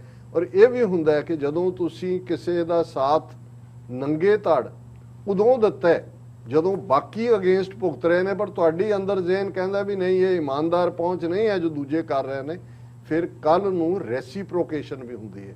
ਉਹ ਵੀ ਤੁਹਾਡੇ ਨਾਲ ਉਦੋਂ ਹੀ ਆ ਕੇ ਖਲੋਂਦੇ ਨੇ ਜਾਂ ਖਲੋਣਗੇ ਜਦੋਂ ਉਹਨਾਂ ਨੂੰ ਲੱਗੇਗਾ ਕਿ ਭਾਈ ਨਹੀਂ ਇਹ। ਔਰ ਇਹੀ ਅਸੀਂ ਅੱਜ ਜੇ ਪਾਕਿਸਤਾਨ ਪ੍ਰਤੀ ਸਾਡੀ ਜਿਹੜੀ ਪਹੁੰਚ ਹੁੰਦੀ ਹੈ ਉਹ ਵੀ ਇਹੀ ਹੁੰਦੀ ਹੈ ਕਿ ਪਾਕਿਸਤਾਨ ਨੂੰ ਅਸੀਂ ਹਮਸਾਇਆ ਮੁਲਕ ਦੇ ਤੌਰ ਤੇ ਦੇਖਦੇ ਹਾਂ, ਸਾਡੀਆਂ ਹਮਦਰਦੀਆਂ ਅਸੀਂ ਉਸ ਪ੍ਰੋਸਪੈਰਿਟੀ ਨੂੰ ਦੇਖਦੇ ਹਾਂ। ਇਹਦੇ 'ਚ ਕਿਤੇ ਨਾ ਕਿਤੇ ਇਹ ਵੀ ਹੈ ਭਾਈ ਨੈਕਸਟ ਡੋਰ ਖਾਲਿਸਤਾਨ ਜਦੋਂ ਬਣਦਾ ਹੈ ਸਾਡੀ ਹੋਂਦ ਹੈ। ਔਰ ਜੇ ਅਸੀਂ ਸੈਂਟਰਲ ਏਸ਼ੀਆ ਤੱਕ ਜਾਣਾ, ਅਫਗਾਨਿਸਤਾਨ ਅਫਗਾਨਾਂ ਦਾ, ਉਹ ਪਖਤੂਨ ਹੋਣ, ਤਾਜ਼ਕ ਹੋਣ, ਹਜ਼ਾਰੇ ਹੋਣ, ਤੇ ਜੇ ਤੁਸੀਂ ਹੌਸਟਿਲਿਟੀ ਰੱਖੋਗੇ ਪਾਕਿਸਤਾਨ ਦੇ ਨਾਲ ਵੀ ਤੁਹਾਡਾ ਪਿਆਰ ਹੈ, ਹਮਸਾਇਆ ਹੈ, ਉਹਦਾ ਹਮਸਾਇਆ ਅਫਗਾਨਿਸਤਾਨ ਹੈ, ਸੈਂਟਰਲ ਏਸ਼ੀਆ ਤੱਕ ਜਾਣ ਲਈ ਤੁਸੀਂ ਅਫਗਾਨਿਸਤਾਨ ਰਾਹੀਂ ਜਾਣਾ ਹੈ। ਅਸੀਂ ਉਸ ਦਿਨ ਦੀ ਕਲਪਨਾ ਕਰੀਏ ਕਿ ਖਾਲਿਸਤਾਨ ਦਾ ਐਂਬੈਸਡਰ ਇਸਲਾਮਾਬਾਦ 'ਚ ਵੀ ਹੋਏ, ਖਾਲਿਸਤਾਨ ਦਾ ਐਂਬੈਸਡਰ ਕਾਬਲ 'ਚ ਵੀ ਹੋਏ, ਔਰ ਕਾਬਲ ਔਰ ਇਸਲਾਮਾਬਾਦ ਦੇ ਐਂਬੈਸਡਰ ਸਾਡੀ ਆਪਣੀ ਕੈਪੀਟਲ ਦੇ ਵਿੱਚ ਹੋਣ। ਇਹ ਸਾਡਾ ਨਿਸ਼ਾਨਾ ਹੈ ਔਰ ਇਸ ਤੋਂ ਅਸੀਂ ਸਾਰੇ ਇਸ਼ੂਜ਼ ਦੀ ਪਹੁੰਚ ਕਰਦੇ ਹਾਂ। ਕਿਸੇ ਮੁਲਕ 'ਚ ਬੈਠ ਕੇ ਸਿਰਫ ਉਹਨੂੰ ਛੁਟਿਆਣਾ, ਇਹ ਸਾਡਾ ਨਾ ਹੀ ਮੰਤਵ ਹੈ ਤੇ ਨਾ ਹੀ ਇਹਦੇ 'ਚੋਂ ਕੁਝ ਹਾਸਲ ਹੋਣ ਵਾਲਾ ਹੈ। ਔਰ ਕਨਕਲੂਜਨ 'ਚ ਜਿਵੇਂ ਅਸੀਂ ਕਬੀਰ ਸਾਹਿਬ ਦੀ ਬਾਣੀ ਦੇ ਉੱਤੇ ਵਿਚਾਰ ਕਰਦੇ ਹਾਂ, 2 ਸ਼ਲੋਕ ਜਿਹੜੇ ਅਸੀਂ ਚੁਣੇ ਨੇ ਅੱਜ ਲਈ, ਪੰਜਾਬੀ ਅਲਫਾਬੈਟ ਤੇ ਹੀ ਬੇਸਡ 52 ਅੱਖਰੀ ਉਹਨਾਂ ਦੀ ਬਾਣੀ ਹੈ। ਔਰ ਧੱਦਾ ਤੇ ਨੰਨਾ ਇਹ 2 ਲਫ਼ਜ਼ ਨੇ ਪੰਜਾਬੀ ਵਰਨੈਕੂਲਰ ਦੇ, ਪੰਜਾਬੀ ਅਲਫਾਬੈਟ ਦੇ। ਔਰ ਉਹਦੇ 'ਚ ਕਬੀਰ ਸਾਹਿਬ ਨੇ ਧੱਦਾ ਅਰਦੈ ਉਰਦ ਨਬੇਰਾ, ਅਰਦੈ ਉਰਦੈ ਮੰਝ ਬਸੇਰਾ, ਅਰਦੈ ਛਾੜ ਉਰਦ ਜੋ ਆਵਾ, ਤੋ ਅਰਦੈ ਉਰਦ ਮਿਲਿਆ ਸੁਖ ਪਾਵਾ। ਹੁਣ ਇਹ ਸੰਸਕ੍ਰਿਤ ਦੇ 2 ਲਫ਼ਜ਼ ਨੇ, ਉਰਦ ਤੇ ਅਰਦ, ਉੱਪਰ ਤੇ ਥੱਲੇ। ਹੁਣ ਜ਼ਾਹਰ ਹੈ ਜਦੋਂ ਅਸੀਂ ਰੱਬ ਦੇ ਨਾਂ ਦੀ ਗੱਲ ਕਰਦੇ ਹਾਂ ਤੇ ਸੂਫੀਆਨਾ ਰੱਬ ਦੇ ਬੰਦਿਆਂ ਦਾ ਇਹ ਹੈ ਕਿ ਭਾਈ ਜਿਹੜਾ ਉੱਤਮ ਹੈ ਉੱਪਰ ਉਹ ਤਾਂ ਵਾਹਿਗੁਰੂ ਹੈ, ਔਰ ਅਰਧ ਮਾਇਆ, ਜੀ ਕਿ ਇੱਕ ਵੱਡਾ ਤਬਕਾ ਦੁਨੀਆਦਾਰਾਂ ਦਾ ਮਾਇਆ ਦੇ ਚੱਕਰ ਵਿੱਚ ਫਸਿਆ, ਉਰਦ ਨੂੰ ਭੁੱਲ ਜਾਂਦਾ ਹੈ, ਰੱਬ ਨੂੰ ਭੁੱਲ ਜਾਂਦਾ ਹੈ ਤੇ ਮਾਇਆ ਦੇ ਵਿੱਚ ਰਹਿ ਕੇ ਅਲਟੀਮੇਟਲੀ ਫਨਾ ਹੋ ਜਾਂਦਾ ਹੈ, ਸੱਚ ਨੂੰ ਹਕੀਕਤ ਨੂੰ ਜਾਣ ਨਹੀਂ ਪਾਉਂਦਾ। ਸੋ ਕਬੀਰ ਸਾਹਿਬ ਫਰਮਾਉਂਦੇ ਨੇ ਕਿ ਭਾਈ ਧੱਦਾ ਲਫ਼ਜ਼ ਇਹ ਯਾਦ ਦਹਾਨੀ ਕਰਵਾਉਂਦਾ ਹੈ ਕਿ ਜੇ ਤੁਸੀਂ ਇਸ ਅਰਧ ਤੇ ਉਰਦ ਚੋਂ ਨਿਕਲਣਾ ਹੈ, ਇਹਦਾ ਨਬੇੜਾ ਕੀ ਹੈ, ਅਰਧ ਹੈ ਉਰਦ ਹੈ ਮੰਝ ਬਸੇਰਾ, ਇਹ ਦੇਖੋ ਕਿ ਉੱਪਰ ਹੋਏ ਜਾਂ ਥੱਲੇ ਹੋਏ, ਮਾਇਆ ਦੇ ਵਿੱਚ, ਕੁਦਰਤ ਦੇ ਵਿੱਚ, ਤੁਹਾਡੇ ਅੰਦਰ ਤੁਹਾਡੇ ਬਾਹਰ ਉਹ ਰੱਬ ਵਸਦਾ। ਮੰਝ ਹੁੰਦਾ ਵਿਚਕਾਰ, ਉਸ ਜਿਸ ਦਾ ਵਸੇਰਾ ਹੈ। ਅਰਧ ਹੈ ਛਾੜ ਉਰਦ ਜੋ ਆਵਾ, ਹੁਣ ਇੱਥੇ ਅਰਧ ਹੈ ਮਾਇਆ, ਕਿ ਜਦੋਂ ਤੁਸੀਂ ਉਹਦਾ ਖਹਿੜਾ ਛੱਡ ਕੇ ਦੁਨੀਆਦਾਰੀ ਦਾ ਉਰਦ ਰੱਬ ਵੱਲ ਆਓਗੇ ਤੋ ਅਰਧ ਹੈ ਉਰਦ ਮਿਲਿਆ, ਫਿਰ ਇਹ ਵਖਰੇਵਾਂ ਮਿਟ ਜਾਏਗਾ। ਜਦ ਦੇਖਾਂ ਤਾਂ ਤੂੰ ਹੋਏਗਾ, ਬਲਿਹਾਰੀ ਕੁਦਰਤ ਵਸਿਆ ਹੋਏਗਾ। ਫਿਰ ਮਾਇਆ ਵਿੱਚ ਰਹਿੰਦਿਆਂ ਵੀ ਮਾਇਆ ਤੁਹਾਨੂੰ ਨਹੀਂ ਵਿਆਪੇਗੀ, ਮਾਇਆ ਦਾ ਡੰਗ ਤੁਹਾਨੂੰ ਨਹੀਂ ਵੱਜੇਗਾ। ਉਰਦ ਮਿਲਿਆ ਸੁਖ ਪਾਵਾ, ਕਿ ਅਰਧ ਹੈ ਉਰਦ ਮਿਲਿਆ ਸੁਖ ਪਾਵਾ, ਫਿਰ ਇਸੇ ਹੀ ਦੁਨੀਆ 'ਚ ਰਹਿੰਦਿਆਂ ਰੱਬ ਤੁਹਾਨੂੰ ਮਿਲੇਗਾ ਔਰ ਸੁਖ ਦੀ ਪ੍ਰਾਪਤੀ ਹੋਏਗੀ।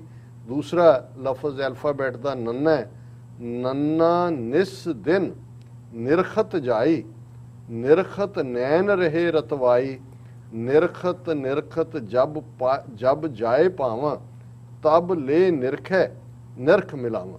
ਹੁਣ ਇਹ ਹੈ ਕਿ ਬਈ ਮੇਰੀਆਂ ਅੱਖਾਂ ਤੱਕਦੀਆਂ ਨੇ ਤੇਰੇ ਦਰਦ ਨੂੰ, ਜਿਵੇਂ ਉਹ ਸਿੰਧੀ ਡਾਇਲੈਕਟ ਗੁਰੂ ਸਾਹਿਬ ਨੇ ਹੈ ਕਿ ਵੀ ਮਾਂ ਪੱਸੀ ਦੀਦਾਰ, ਨੈਣ ਮਹਿੰਜੇ ਤਰਸਦੇ, ਕਸ ਪੱਸੀ ਦੀਦਾਰ, ਕਿ ਬਈ ਮੇਰੀਆਂ ਅੱਖਾਂ ਤਰਸਦੀਆਂ ਨੇ, ਇਹ ਵਾਹਿਗੁਰੂ ਮੈਂ ਤੇਰੇ ਦੀਦਾਰ ਕਦੋਂ ਕਰਾਂ। ਕਿ ਇਹ ਜਿਹੜਾ ਹੈ, ਔਰ ਇੱਕ ਹੋਰ ਲਫ਼ਜ਼ ਵੀ ਹੈ ਕਿ ਭਾਈ ਨਾਨਕ ਸਾ ਅਖੜੀਆਂ ਬਿਆਨ ਜਿਨ੍ਹਾਂ ਡਿਸੰਦੋ ਮਾਂ ਪੀਰੀ, ਇਹ ਵੀ ਸਿੰਧੀ ਡਾਇਲੈਕਟ ਹੈ ਕਿ ਉਹ ਅੱਖਾਂ ਹੋਰ ਹੁੰਦੀਆਂ ਨੇ ਅੰਦਰ ਦੀਆਂ। ਇੱਕ ਅੱਖਾਂ ਬਾਹਰਲੀ ਜਦੋਂ ਅਸੀਂ ਦਰਸ ਦੇਖਦੇ ਹਾਂ ਦੁਨੀਆਦਾਰੀ ਦਰਸ ਹੈ, ਪਰ ਅੰਦਰ ਦੇ ਨਾਨਕ ਸਾ ਅਖੜੀਆਂ ਬਿਆਨ ਉਹ ਹੋਰ ਹੀ ਹੁੰਦੀਆਂ ਨੇ ਜਿਨ੍ਹਾਂ ਡਿਸੰਦੋ ਮਾਂ ਪੀਰੀ, ਜਿਨ੍ਹਾਂ ਦੇ ਨਾਲ ਆਪਣਾ ਪਿਆਰਾ ਦੇਖਿਆ ਜਾਂਦਾ ਹੈ। ਔਰ ਇਹ ਵੀ ਕਿ ਭਾਈ ਨੈਣ ਮਹਿੰਜੇ ਤਰਸਦੇ ਕਦ ਪੱਸੀ ਦੀਦਾਰ। ਔਰ ਕਬੀਰ ਸਾਹਿਬ ਫਰਮਾਉਂਦੇ ਨੇ ਕਿ ਨੰਨਾ ਲਫ਼ਜ਼ ਇਹ ਯਾਦ ਦਹਾਨੀ ਕਰਵਾ ਰਿਹਾ ਹੈ, ਨਿਸ ਦਿਨ ਤੇ ਰਾਤ ਮੈਂ ਉਡੀਕ ਰਹੀ ਹਾਂ। ਮੇਰੀ ਰੂਹ ਜਿਹੜੀ ਹੈ ਉਹ ਪਿਆਸੀ ਹੈ ਰੱਬ ਦੇ ਪਿਆਰ ਦੀ, ਨਿਰਖਤ ਜਾਈ ਮੈਂ ਦੇਖ ਰਹੀ ਹਾਂ ਦੂਰ, ਨਿਰਖਤ ਨੈਣ ਰਹੇ ਰਤਵਾਈ।